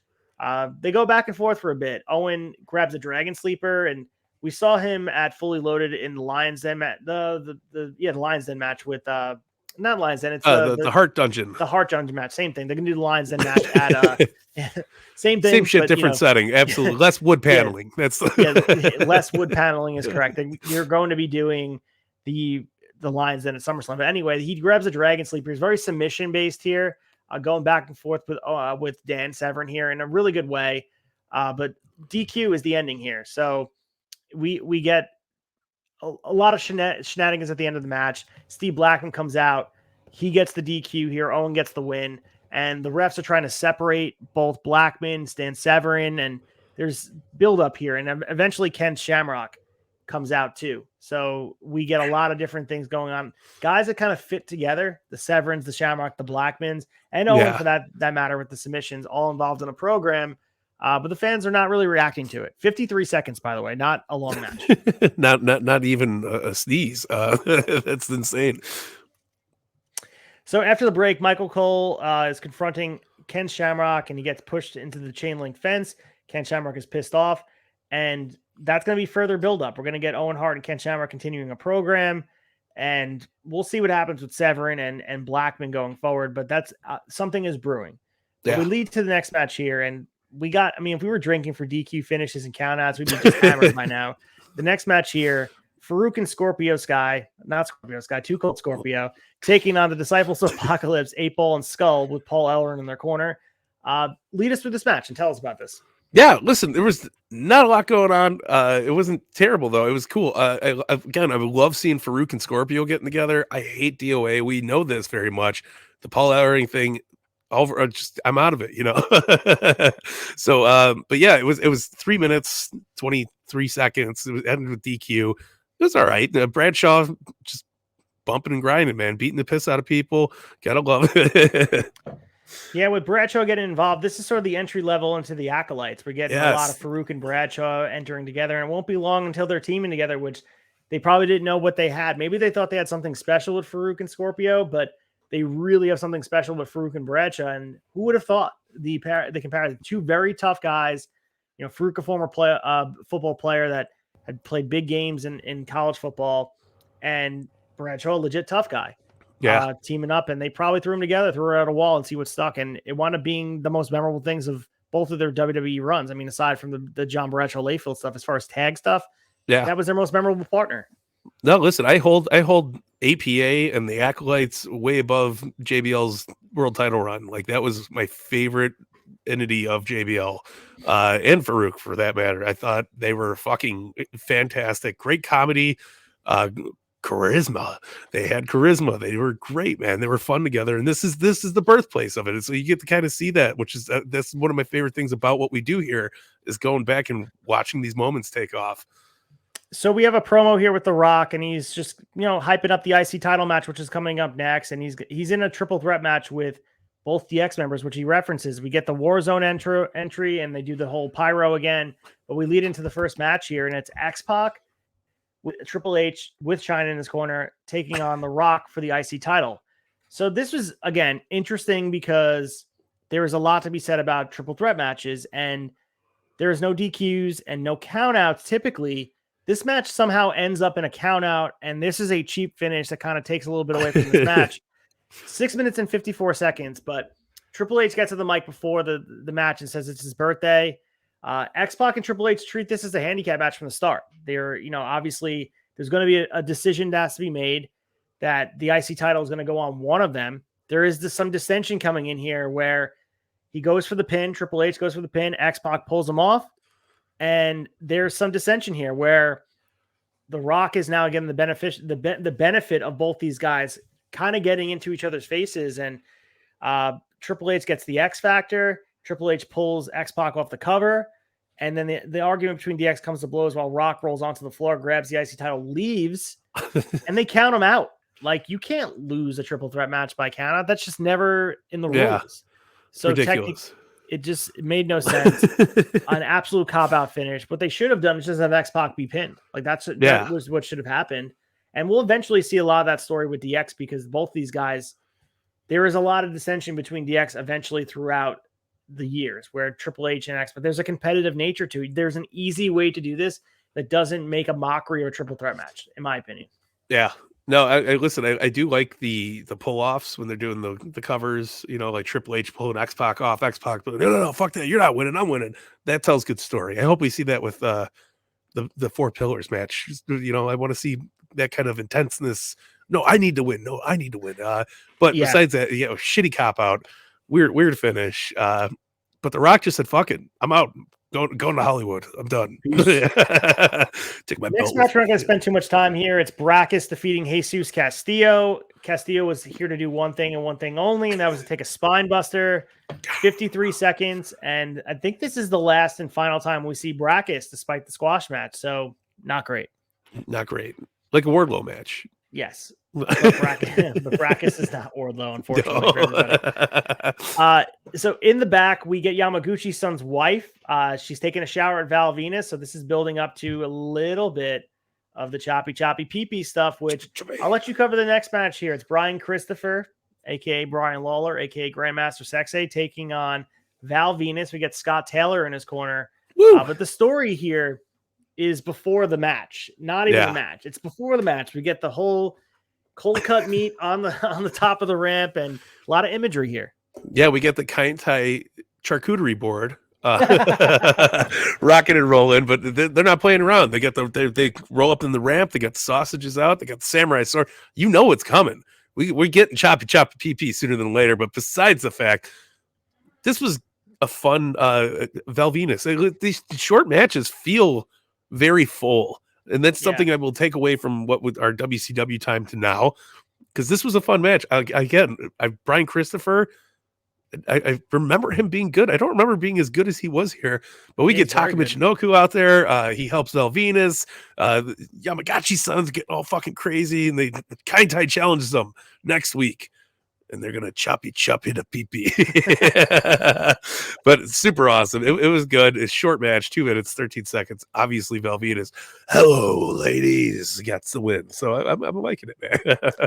So we're going to get another match here that is one of the more in bad taste sort of bookings of any wrestler in history. And it was a tag match here. The Nation, which is Mark Henry and the Godfather, they completely removed the Kama Mustafa gimmick. He is fully the Godfather now, not quite wearing the Godfather gear yet, coming out with some of the ladies, and he's still wearing the Kama tights, but we're going to see that transition over. They're calling him the Godfather here, and they're taking on LOD 2000, Road Warrior Animal and Road Warrior Hawk. This match doesn't go long. The main thing to pull apart from this is they're acting like Hawk is drunk. And this is obviously playing on real life issues. And for whatever reason, they decided it was a good idea to put it in the ring. There's some conversation we heard about Dennis Rodman falling asleep on the apron before the match because he was hungover or something during the pay-per-view match on WCW. Maybe this was sort of tongue in cheek, making fun of that, because Hawk does fall asleep when Animal goes for the tag. And then also the other gnarly spot was, gets him up for the Doomsday device. Hawk falls off of the top rope, going for the clothesline to the floor. Really in bad taste. There's a big problem with Hawk, obviously, going forward, and we're eventually going to lead up to the fact where he falls off the Titantron and gets ridden off TV. Just really, really bad. The Nation get the win here with the Death Valley Driver, aka the Pimp Drop from Godfather, not named the Pimp Drop yet. 3 minutes and 49 seconds. Not a good look here, especially with Hawk's real life issues. No, absolutely. And I mean, retrospectively, obviously, that's just in poor taste. Just it's a terrible thing to do. And I don't know. I don't know how we accepted it. Like, oh, that's funny. He's just drunk guy. He can't stay awake during the match. He falling all over the place. Like, there was no comedy music playing. Like, no whoops. You know, like when he falls and it's like, ha, no laugh track, no nothing. It was very serious, and I don't think it put him in a good mental space doing this the whole gimmick. Fucking crazy. Yeah, and we talk about LOD's presentation, how badly they've been presented, and how, you know, since WrestleMania 14, they come back and there's a huge pop, and there's a presentation with Sonny at their side and going for the tag titles. They never quite get those tag titles again, but this is the last image people have of this legendary tag team, and it's also a commentary of how these guys in WCW were presented to the WWF audience at the time. Yeah, and I understand Legion of Doom had a run prior to this. I understand that. But there is something to be said about LOD kind of made their name not in WWF. And there's something to be said. You look at the history of wrestling where a guy comes in with an established name, or two guys for this matter, as a tag team. Vader, very, very big example of this. And also you go to this right here, LOD. They were huge, huge stars. If you only watch wrestling during the Attitude Era, you probably do not understand what the appeal of the LOD is. You probably don't get it, because this is what you were seeing. And it's so sad to me. No, 100%, man. Very, very, very well put. I mean, just heartbreaking to see how they went with this direction. So we have another segment here that is Jerry Lawler bringing out Jacqueline, who has Mark Merriweather there, and Sable for a trophy presentation for last night's bikini contest. Lawler gets handed a note directly from Mr. McMahon that body paint doesn't count as bikini, so Sable has been DQ'd, and now they're declaring Jacqueline as the winner of the bikini contest of Fully Loaded. Sable says that she's not surprised this happened, but only wishes McMahon was, quote-unquote, man enough to tell her to his face. So, of course, Vince can't stand having his manhood put into question. He comes out. He reminds Sable that the only reason she's still here in the WWF is because of him. Obviously, we heard that the Loser Leaves Town match where she lost. He tells Sable that people like her are a dime a dozen and would have no problem replacing her with any airhead. He says, make sure that you're in debt to me, and I plan on collecting, as he twirls her hair around his finger. Very creepy on Vince McMahon's part. Yeah. Vince then tells her not to be an ungrateful bitch. So Sable gives her the middle fingers and then takes off her shirt to show off she's wearing a raw bikini. Crowd pops. People are interested in this, but Vince gets put up as a creep, and little do we know it actually is like pretty much his whole personality. Yeah, no, crazy, right? Who would have thought that, you know, your on air persona would carry through to your real life persona? Mind blowing. We always talk about Stone Cold being him turned up to 11. Well, Vince clearly was him turned up to 11. All right, so the main event here, we have Steve Austin and The Undertaker defending their tag titles against the New Age Outlaws, Billy Gunn, and the Road Dogg. Lead us through, Belcaster, of the main event here. Oh, man, it kicks off with awesome Taker coming down on the ring. Beautiful music. As we discussed, they got Austin coming out, kicking beach balls and taking it out the brawls. It was some fun wrestling going back and forth. I was going into it hoping that the Outlaws were going to win, take it off, but obviously that doesn't happen like that. But we had Taker and Austin retain the titles. 8-minute match, banger of an 8. That's a half-hour Broadway here. Good stuff. But you get your choke slams, you get your stunners. It was a good time, man. Yeah, the stunner on Road Dogg was great for the win. Seeing the Outlaws get pinned was odd too, because they were weird, so protected. Right? And, yeah, it was weird to see that. I thought it had been par for the course to do a very shady thing here where they just had someone run in or DX gets involved. Who knows? But really good match, as you said. It was full of action. It was nonstop from the beginning. And seeing these guys lock up, it's clear that the fans are very into all these characters. You mentioned in Montreal, the Outlaws getting huge reactions on the house shows, but they're also getting huge reactions on Raw, and everyone is very into this. So love this. I mean, Billy Gunn and Road Dogg are really into their own. This is the hottest period of their period, and they're going to be singles champions soon. WrestleMania Road Dogg is defending the fucking IC title on WrestleMania, which is crazy to think about. Yeah, no, it's insane. But as we were talking about last week, we're getting huge tag team action in the Attitude Era, which is like it's almost hearsay, you know. But if there's main event in Monday Night Raws, there's main event in pay-per-views. Outlaws are fucking hot commodity. Obviously, Stone Cold and Undertaker being put together, it works, you know. So it was good shit. I really enjoyed it. So after the match, we get a choke slam to Billy Gunn. JR classic on commentary. Who's your daddy, Billy Gunn? It's The Undertaker. Austin doesn't apologize, but tosses Undertaker a beer instead. If you go on my Instagram on Reels, I have posted this reel. It's probably my most played reel, almost 1 million plays, is this moment where Austin throws him a beer and Taker catches it. And he pretty much says this is Austin's way of apologizing. And man, we're going to get them taking on Kane and Mankind next week. So excited. And the way this goes home is just insane. Like it's such a good, it just encapsulates everything that's great about the Attitude Era. 100%. And it's like that beer throwing moment. That's like the end of the action movie. You know, they're both thumbs up at each other across the highway. Everything's on fire. And they're just like, yeah, we're cool. We did it. And, you got to love that wholesomeness right here on Monday Night Raw. so good. And I'll put it on my story tonight. I'll let you guys see it. So you guys go back to check it out. But we have Monday Night Raw from San Diego, California, the San Diego Sports Arena, August 3rd, 1998. All our champs are the same here.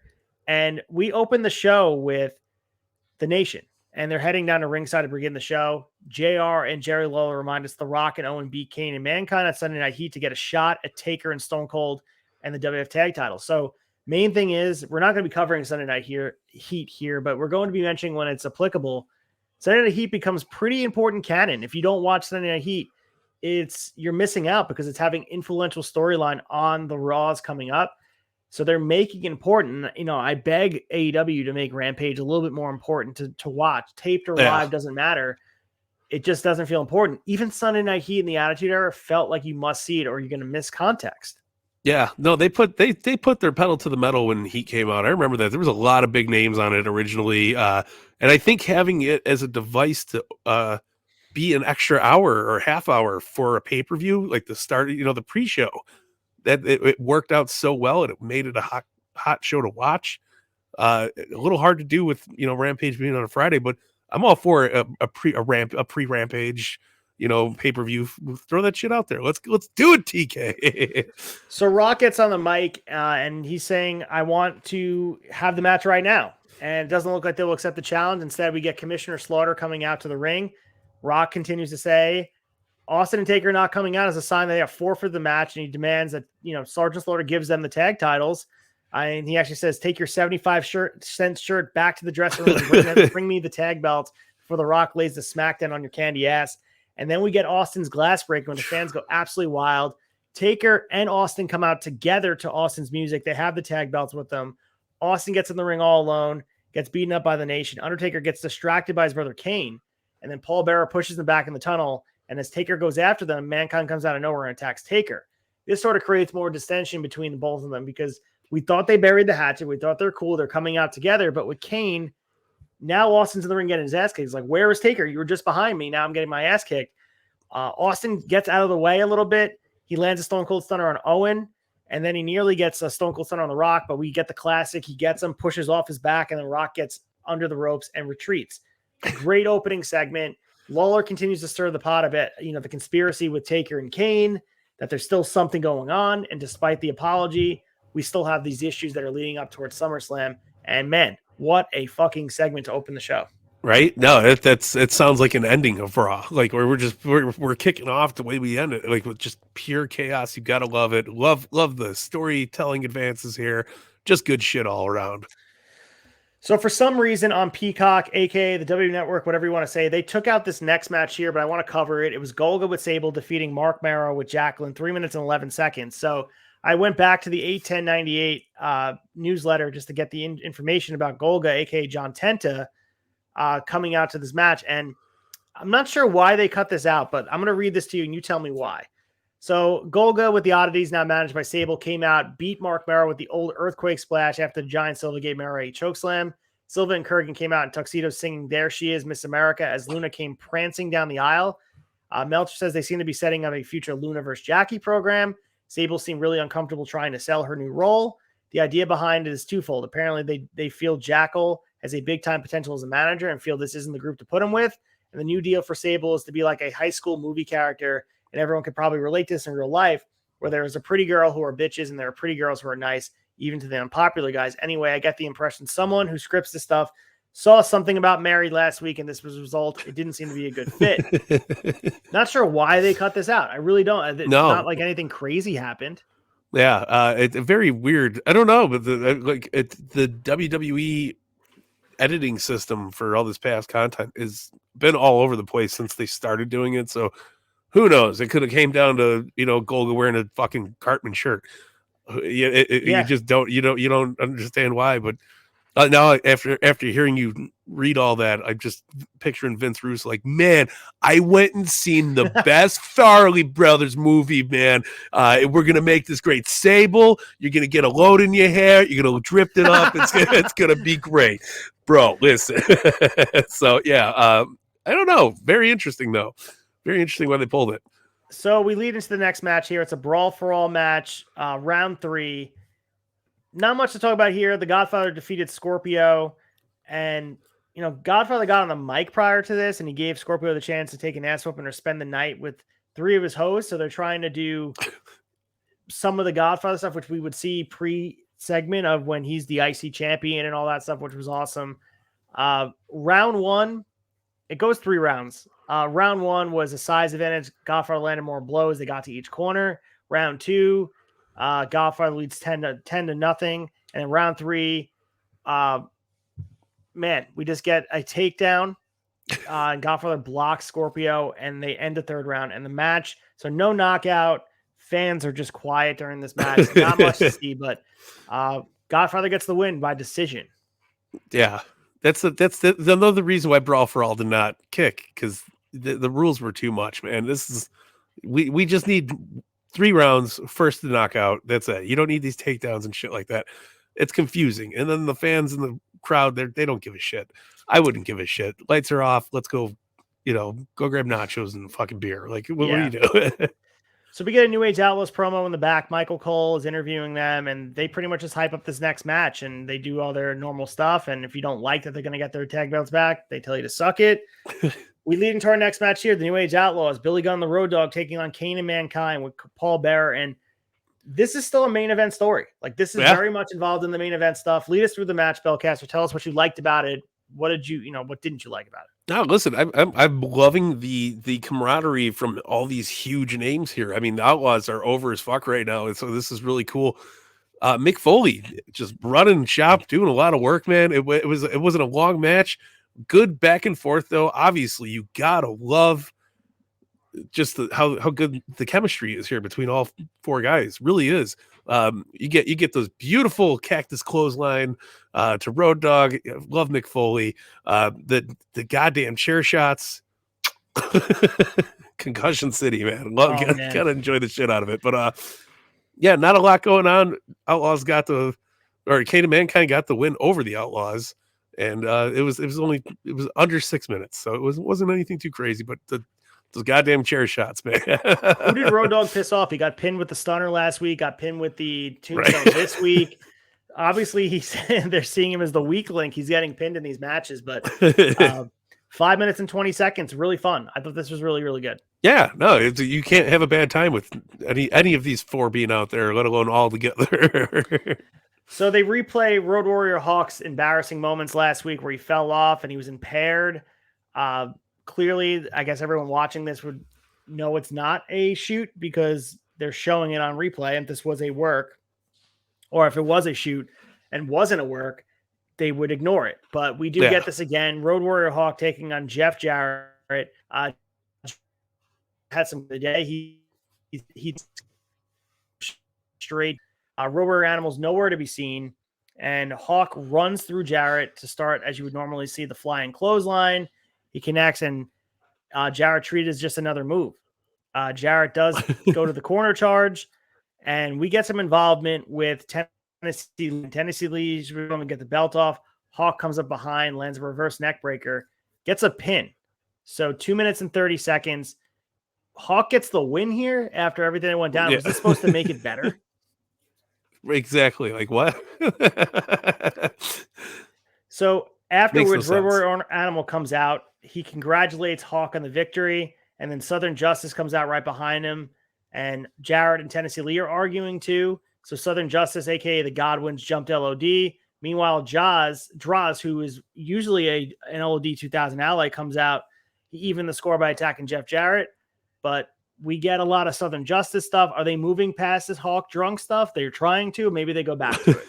Yeah, it's this is the clusterfuck in the bad way. You know, this is not what you want starting or ending or possibly even being on your show in general. We get a Vince McMahon segment in the ring next. He comes out with Gerald Briscoe, Pat Patterson, and we get Slaughter as well. He talks about the main event of SummerSlam, and he's announcing it's going to be Stone Cold Steve Austin versus the number one contender Undertaker for the WWF Championship. And McMahon says you'll see history made tonight where Austin and Taker lose their tag titles. And then Vince says there'll be a team who understands unity and family, and it's the Nation, Rock and Owen Hart. So he said, you know, the crowd, by the way, is so hot. They won't stop chanting Austin. They're going off. Vince is getting frustrated with them. He's probably smiling on the inside about how over Austin is. And we get, obviously, Taker joining us, too, because we get both WWF tag belts in hand. And McMahon tells Taker, you just proved my point. Here comes Austin with the glass breaking, and he's got the WWF title in hand. And Vince and the Stooges come to the apron. And Austin says all he did was throw Taker a beer because he looked thirsty. Doesn't mean we're best friends. Doesn't mean we're buddies. All I want to do is kick your ass at SummerSlam. He says that Taker can have both the belts because the WWF title is the only belt that I want. Austin throws the mic at Vince and leaves the tag belts behind. Taker grabs the mic himself and yells back at Austin to shut up and listen to him for a second. Taker sees what Austin is doing and what Vince wants him to do by driving a wedge between them because he doesn't want Taker and Austin to be the tag champs. Taker then challenges Austin to get back in the ring and take his part of the WWF tag titles. Jerry Lawler wonders if this is a setup from Taker's end. But then Austin is like, you know what? I'm going back in the ring, takes one of the belts and leaves again. Taker didn't attack him, so it looks like there's letting bygones be bygones. And Vince is now pissed on the outside. He's like, I don't understand why they're getting along. They're going to be wrestling at SummerSlam. They have to get to SummerSlam. And when they get to SummerSlam, Taker says, I'm going to take back what was stolen from me a year ago, the WWF title, which is a nice callback to SummerSlam 97, which one of the better SummerSlams as well, where Taker was champion and lost the title. So very awesome storytelling, very intricate, and it's cool to see these guys carrying the load here. Yeah, no, absolutely. Like best promoing you could possibly get. I love Austin's fuck you attitude though. Like, I don't want the belts. No, get back in here, grab the belt. All right, give me the belt. Fuck your mic. Like, it's Austin being Austin, just doing his thing, man. It's great. And Taker is, you know, he doesn't talk much, but when he does, the quality is there on the mic, man. Guy is fucking amazing. So we get the next match here. It's X-Pac versus Triple H in a number one contendership match. So the winner of this will go on to face The Rock at SummerSlam for the championship. And Triple H and X-Pac come to the ring together for the intros, which is interesting as opponents. And they go at it, man. It's not like they're not trying to go at it. They have a pretty good match here. 5 minutes and 3 seconds. You see all the spots here. X-Pac still look good despite a losing effort. We get a lot of X-Pac offense. We see, you know, whether it be the Bronco Buster or any of the spin kicks, the kick combos. Triple H made his buddy look good here. But obviously Triple H goes over with the pedigree for the win. He's going to SummerSlam to face The Rock. But what does this mean for DX? The announcers really show that, like, maybe there's some dissension. We know that they're fine. But DX it looks like there's going to be, yeah, DX is fine. DX is fine. Are they going to go at it? We're not sure at this point. We know they're going to stay together, but it's interesting to see, like, they were able to put on a competitive match, more so to the point for the European title a year ago or less than a year ago, where Triple H laid down essentially, or Shawn Michaels laid down for Triple H, I should say. They didn't have that type of match. You expected it here, but these guys had a competitive outing, which was really, really, really good. Yeah, really, really boost the legitimacy of both characters too. I loved it. I thought this was really fun. Fucking X-Pac and Triple H not seen enough in the ring together. Really, really fun watch. So we have the next match here: Kaientai, Dick Togo, and Sho Funaki with Kyoko, Teo, and Yamaguchi-san in their corner versus Taka Michinoku and Val Venus. So, yes, here we go. So we get more interactions with Yamaguchi, Mrs. Yamaguchi, and Val Venus in the shower. They show it over and over again to drive it home that Val Venus and Mrs. Yamaguchi are having this outside marriage relationship. Val gets on the mic and obviously talking shit to them and talking about his dick and the San Diego Chargers. They replay the choppy your pee-pee thing at the rant that we talked about last week. And Yamaguchi's son is standing there ordering his wife around, and we get some Val Venus action here with Kaientai, and they go back and forth. But Taka leaks over the ropes, drop kicks Val Venus in a heel turn. So he joins Kaientai. He gives Val a DDT. We get Taka Michinoku joining Kaientai, and the match gets thrown out. That's not about it. And Taka tells the camera that they let Mrs. Yamaguchi know that she's my sister. Like, this is my sister. So this has been a long plan the whole time. And it's time for them dragging Val Venus to the locker room. All of them drag him there, and we get commercials. But when we return, Val Venus is still being dragged around backstage. And while a distraught Mrs. Yamaguchi is just watching the whole thing go down, we're going to see a little bit tune into this. But your thoughts on Taka's heel turn and kind of good storytelling here. I'll be honest with you. Yeah, very, very good storytelling. The acting is unbelievable. Like, Mrs. Yamaguchi is so good. But Taka turning, the swerve of the century, right? Nobody was expecting it. They were like, man, Kaientai hates Taka. Well, you get this, and then the drop kick, it settles it all. The DDT, you're like, no, Taka, how could you do this to Val Venus? And Taka's in on the choppy pee pee. You don't mess with the man's sister, man. Yeah, and we'll see more Val Venus and People's Sister. We'll see the Ryan Shamrock thing the next year, and they just they beat that drum with all pun intended with Val Venus, and that's what they do. That's going to be the Val Venus thing. We'll get back to it in 1 second. Dan Severn defeated D'Lo Brown by DQ in a WWF European Championship match.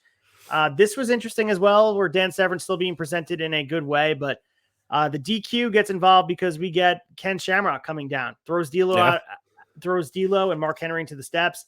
D'Lo gets the win via DQ, but Steve Blackman stands between the Nation and Shamrock to keep the peace.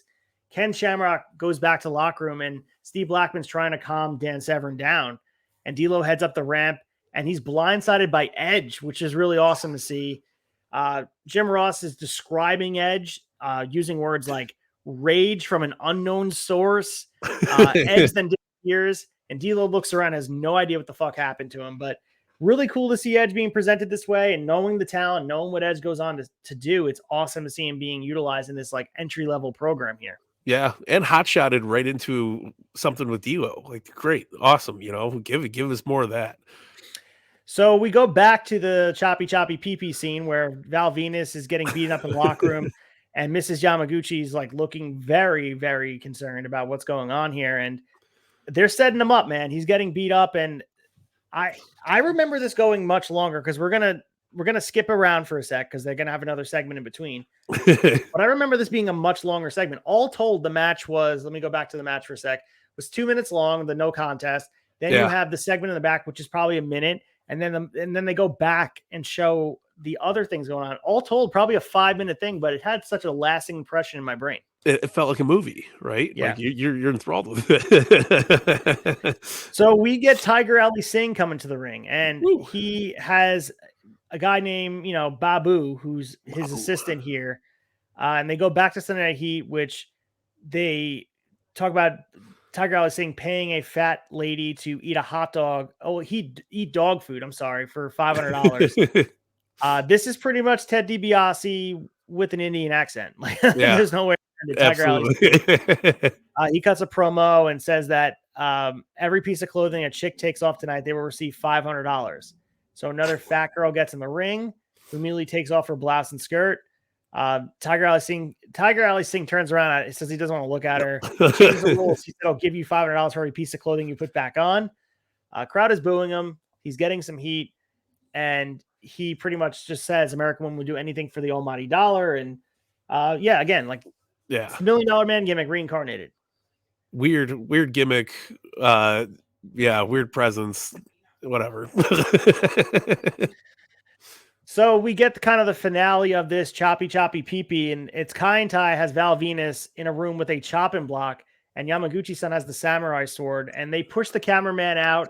You're facing this way. You could see Val Venus's butt, like, so he clearly is nude, and they have him set up allegedly on this chopping block, and your imagination's supposed to take off, and it's filmed in a very unique way. It's backstage, and it's chaotic, and it's, man, I mean, it's a mid-card feud, maybe lower than mid-card, but they're putting a lot behind it. And I got to say, even watching this now, it has some good story with it. I mean, because it's 100%. Kaientai has this like Yakuza feel about them and very gang level related and then also Val Venus there's something like every man watching the show kind of can relate to. Damn, I would hate to be in that position. No, absolutely, man. And it not overdone either. That was the one thing. Like, it sounds so hokey when you're like, oh, choppy choppy the pee pee, but very, very well done story here with some pretty good acting on Miss Yamaguchi's side. And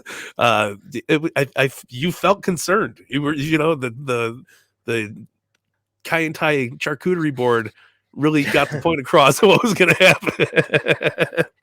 It's not the last time we'll see it on this show, but we'll get more before. Don't worry. But we have our next match here. It is for the tag titles. Steve Austin and The Undertaker defending their tag titles against The Nation.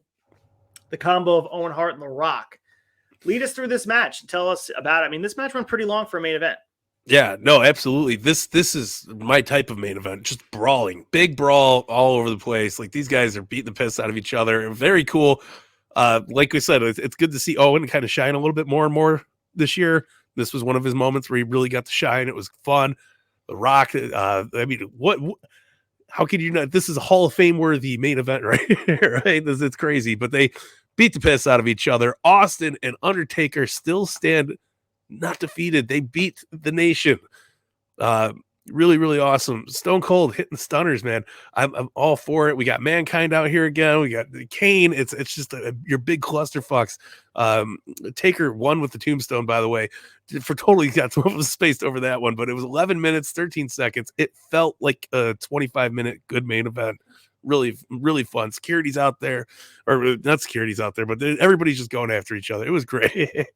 Yeah, it's absolutely insane. I mean, the talent in this match is bar none. And then also when you got the guys after the match coming in here, like you mentioned with Kane and Mankind coming out and jumping Undertaker, they're tying a lot of stories together. The main event is it's all over the place. I mean, you got DX in the Nation, you got Austin and Taker, you also got obviously the tag titles involved.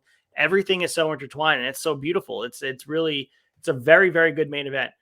We also, the last shot we see in the ring, Austin hit the stunner on Road Dogg. Obviously, Road Dogg pissed somebody off the last 2 weeks. That's for sure. Or he just really likes fucking working with Austin and taking stunners. Like, he's like, fuck it. Like, I'll do it. No problem. So to end the show, we leave a shot here and security finally got into Kaientai's locker room and we get Val's tights at his ankles and you're seeing his butt.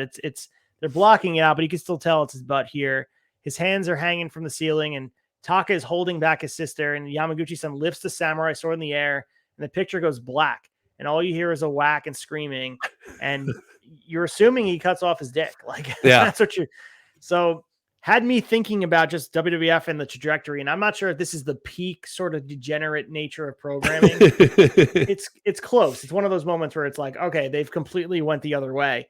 But I just imagine like sitting in a room with Vince McMahon, go back years in the past where you're sitting down. It's a very child friendly program. And you're like, by the way, in a couple years from now, this is going to be the end of your show. Some guy's going to get his dick cut off. And, that's what's going to happen. And that's and people are going to enjoy it, by the way. People are going to tune in next week to check it out. So my point is how much WWF has changed in such a short span of time is insane. It's just insane to see where everything is taken. And if you look at the difference between WWE now and WWE 4 years ago, it's pretty much the same product.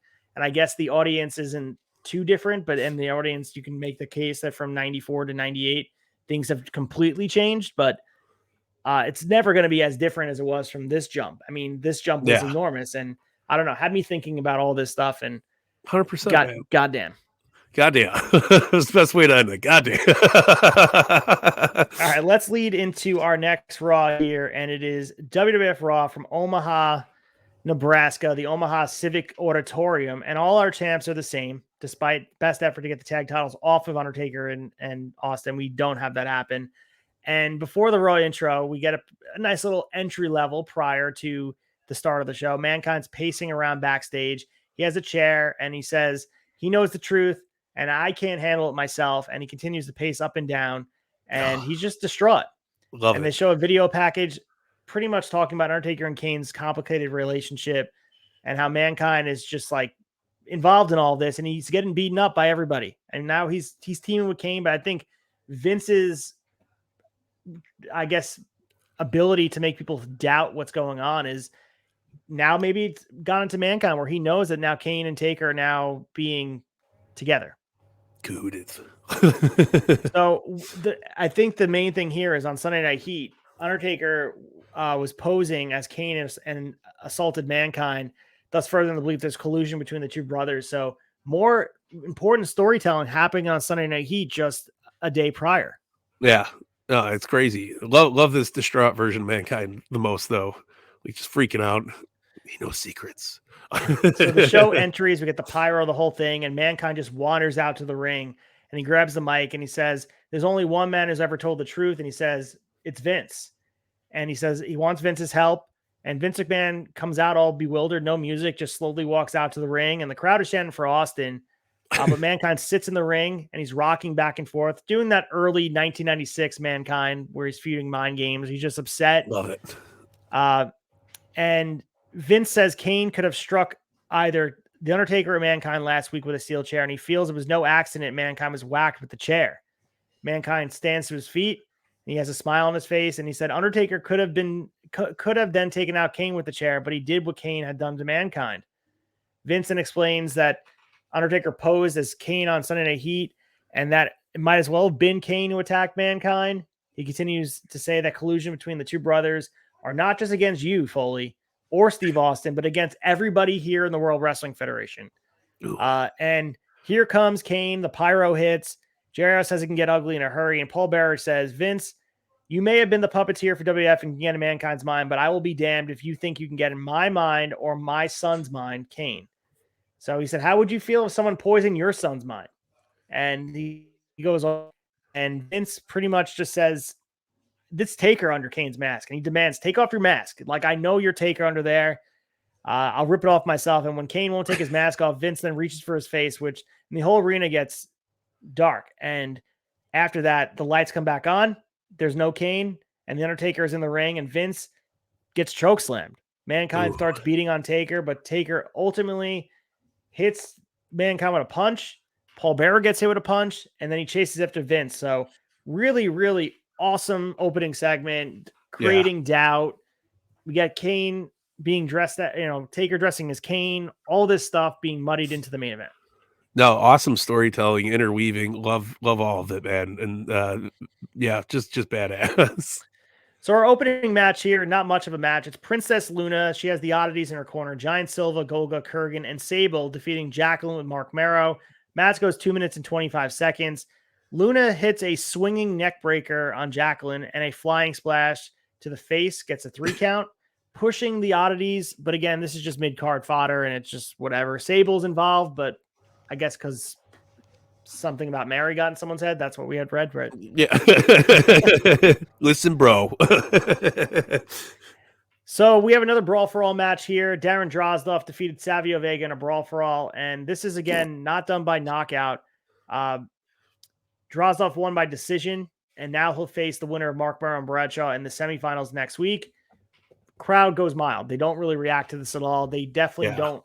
It is what it is. It's moving pretty fast. We're going to get the finals pretty soon, but no one really cares. It's not buzzing anybody. Nah. So after the commercial break, Michael Cole's talking with China, and he asks to say, I want to know what's going on with DX. Is there anything going on with them? She says to him, there's nothing going on, and you could suck it. She shoves Michael Cole into the convertible that's open in the BMW, and, she lets everybody know DX is fine. Nothing to worry about. Gotta get the too sweet in there. Yeah. So as LOD comes out for the next match, Road Warrior Hawk looks like he's having a seizure during the pyro, falls to the ramp and then to the floor. And then they go to commercial. When they come back, there is Hawk being in no condition to compete. Slaughter, some referees are trying to talk some sense into him. And while they're working this out, they were showing some Sunday Night Heat highlights. And again, some more garbage with this Hawk stuff. Yeah. So not in good taste. No, not at all. Just trash. So Draws is going to be helping out Animal to take on Southern Justice. It was supposed to be Hawk. So we'll get this match. Goes no contest. Jeff Jarrett won't stand for the match even starting. He runs down and he's wearing the Don't Piss Me Off. Well, he has the guitar, I'm saying. The Don't Piss Me Off gimmick has started here. And he hits Draws with the guitar. Draws is down on the mat and Jarrett pulls out some clippers and he's cutting Draws' fucking hair, like right here on the spot. So, more drunk talk. It's shaving Draws' hair just on a random match. Jeff Jarrett getting wild, man. Good thing Dax didn't have any hair. Yeah, exactly. Would have been a messy dynamite. So after the commercial break, we get DX heading to the ring with separate entrances. Like, we want to take note that they had the same entrances last week. Now it seems like there's some dissension. Triple H gets on the mic and X-Pac takes it away and says, "I've had it with you." And he's come to the conclusion that everybody's a couple of jackoffs and they do, whatever. And then Triple H thinks there's a discrepancy about whether or not they should stay together or split. Apparently fans really want to see DX split, which is, the crowd is just having confusion in the ring. And China tells them to wait and asks them if they think everyone's tired of seeing their asses every week. China pulls her pants down, she moons everybody in the crowd and moons X-Pac and Triple H. Jim Ross cannot believe they took the bait.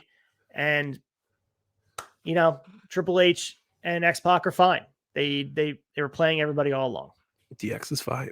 DX is fine. We go into the next match here during Warzone, and it's Vader versus Godfather. Again, match ends in a no contest. It is not great here, but Vader getting involved with the Godfather and the ladies, which is interesting. I guess they're trying to make something goofy about this. So Bart says if Vader doesn't knock the Godfather out, he will in the ring. Godfather offered Vader one of the ladies for the night, and if he'll leave, and then Vader does take the ladies. We always see them happen, and he's not coming back. Vader leaves with the ladies. It's no contest. Last time we ever see Vader, he just disappeared. What a way to be written off TV. I would love it. Yeah. All right, but I want to know that Bart Gunn did actually knock out Vader. So despite us wanting to believe that Vader leaves for good, he does knock him out. He runs in, Godfather hits on him, and they're building up some of the Brawl for All stuff with some of the fake, the work storytelling. So some storytelling. Sure, we'll go for it. It's better than the Brawl for All.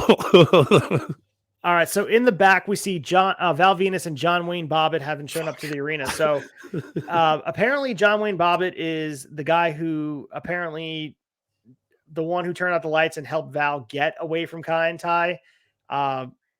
He made headlines in 1993. Do you know who this guy is? Yeah, his lady at the time choppy'd his pee pee and threw it in the wood.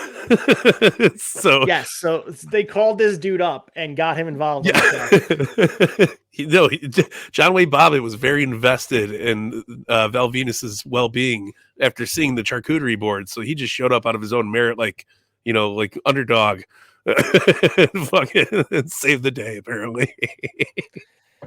So we before we get to Val Venus escorted to the ring in a wheelchair, we get Dustin Runnels doing this weird thing with this like evangelical born again Christian gimmick.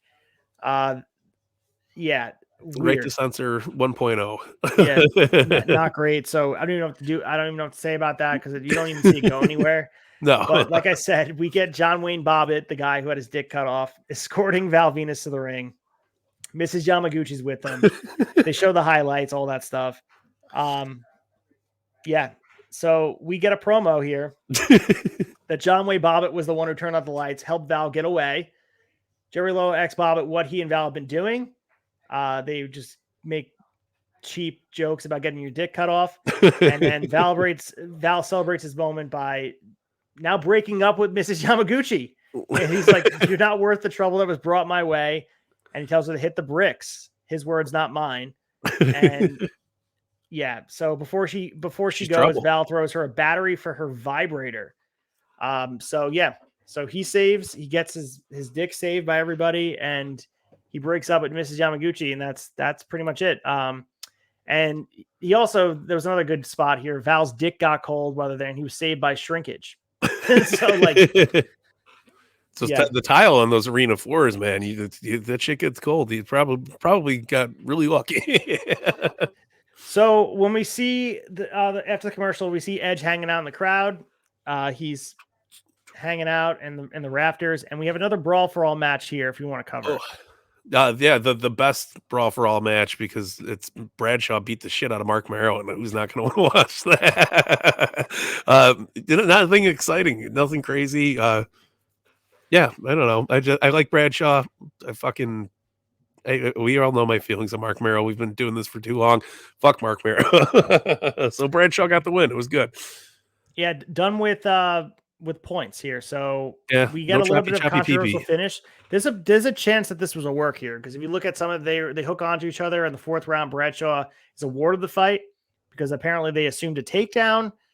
Bradshaw and Draws are now in the semifinals, but there was some weird wrestling stuff going on, so it wouldn't shock me if there was some work nature to this. I'm sure, absolutely. In the main event here, we have Kane and Mankind taking on the New Age Outlaws, the Nation, and Steve Austin and Undertaker for the tag titles. It's a four-way tag team championship match. 14 minutes and 30 seconds. We see Kane and Mankind getting the win, winning the titles back. Whole shitload of talent here.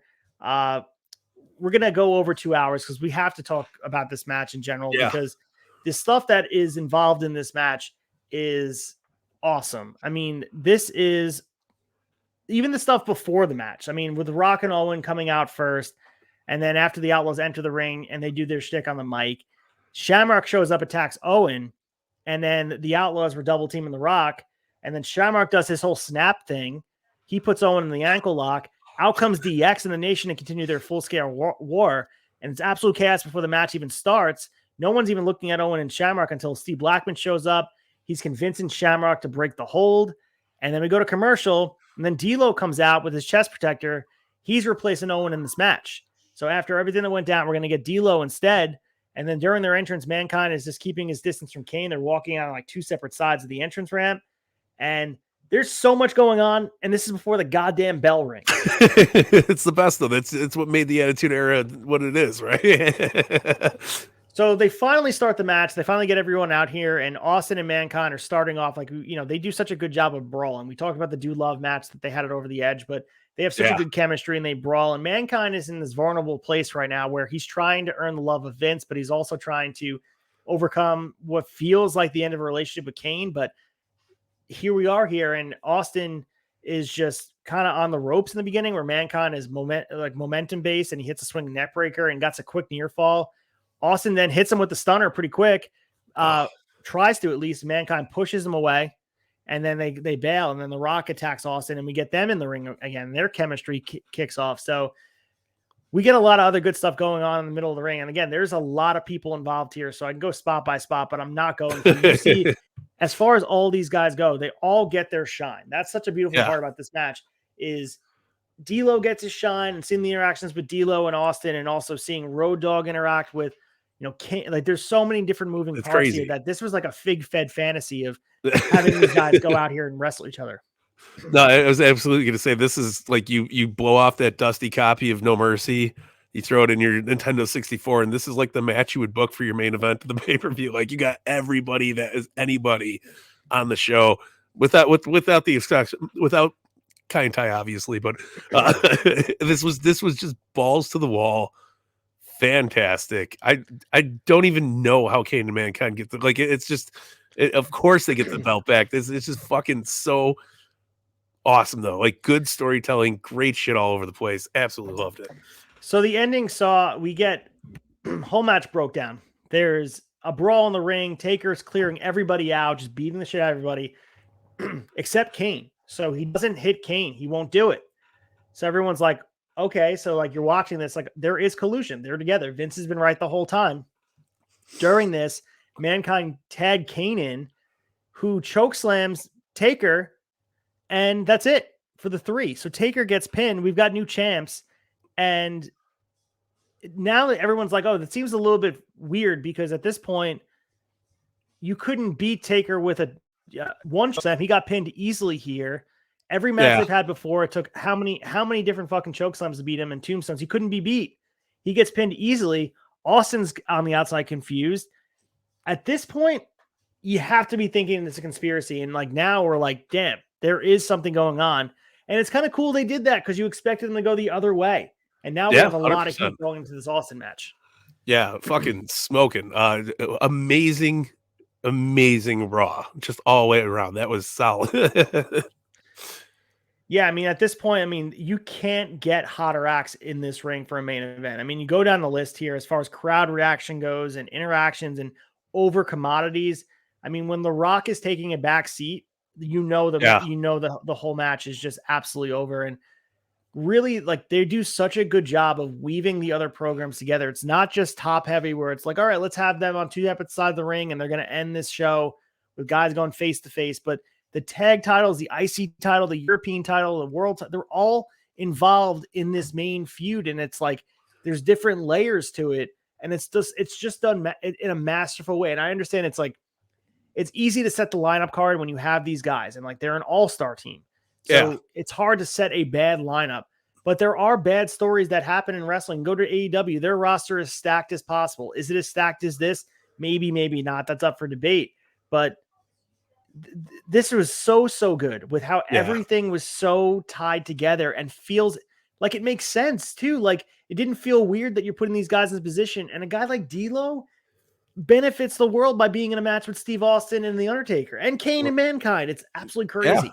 Yeah, no, 100%, man. It is the peak of peaks. Like you're getting the best of the best. This is every Michelin fucking rated restaurant you possibly could imagine. This is wrestling at its purest and funnest fucking form. I can't say enough good things, man. I mean, I like even Earl Hebner as the ref. He has fucking star the power. best, Like, this is insane. Even on the outside of the ring with Paul Bear, like this is Cooperstown. This is Canton. This is like you said, peak of the peak. This is mountaintop of character development, and this is a fucking Raw. Like this is not even a pay-per-view. No, 100%. The hair standing up on my arms as we're talking about it because it's so fucking so crazy, so epic, man. All right, well, let's get to the chaser. Talk about our favorite part of these 3 nights of Raw. The chaser.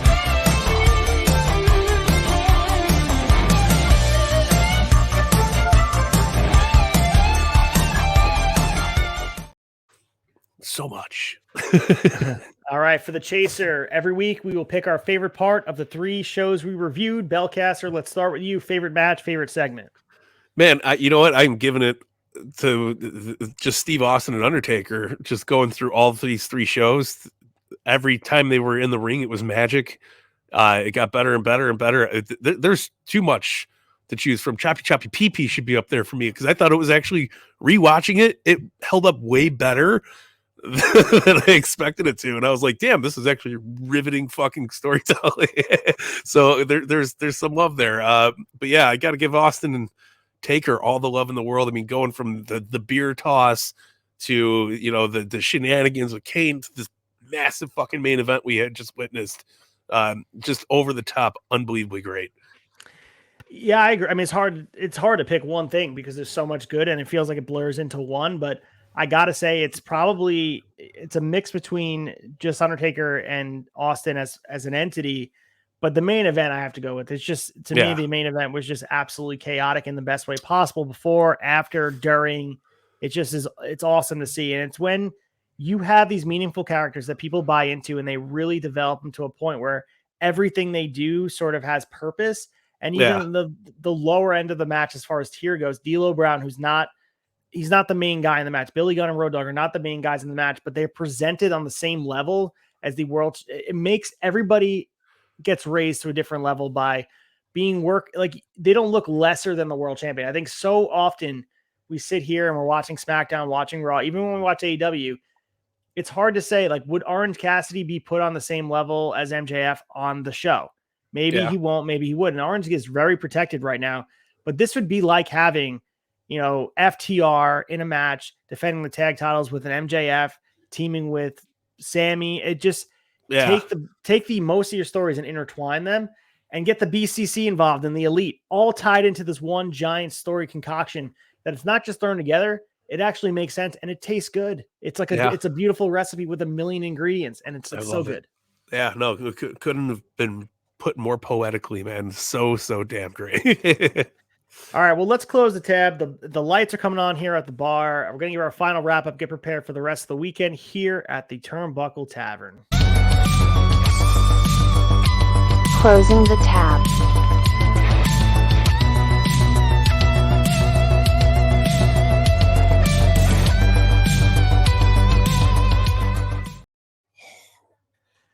All right, here, final wrap up. As you know, next week's show will be episode 14 of season 3, which will air, believe it or not, May 5th, 2023. You know where to find us, Turnbuckle Tavern, 7 p.m.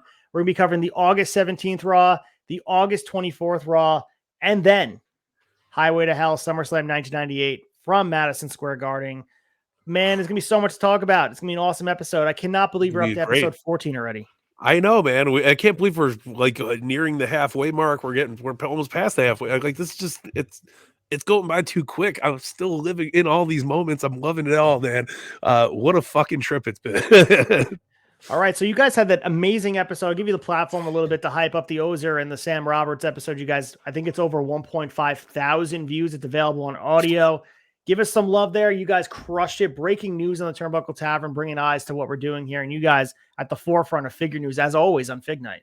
Listen, man, we were honored to have not just Steve Ozer from Mattel on, but we also had the one and only Sam Roberts joining us. And it was really insightful listen to about all things for that WCW crowdfund that they got going on right now. We're slowly climbing, but if history repeats itself like it mostly does in pro wrestling, we're gonna hit that finish line a little close to the deadline. But I mean, we got some breaking news revealed. Steve Ozer was talking all sorts of cool stuff. We got changes to the characters deco that we're getting inside that pack, and a bunch more. I mean, we're talking the Monday Night Wars line they got coming out, and so much more. I mean, if you guys are just figure people out there, if you are figure like-minded people like we are, please go check it out. It was a great sit down talk over.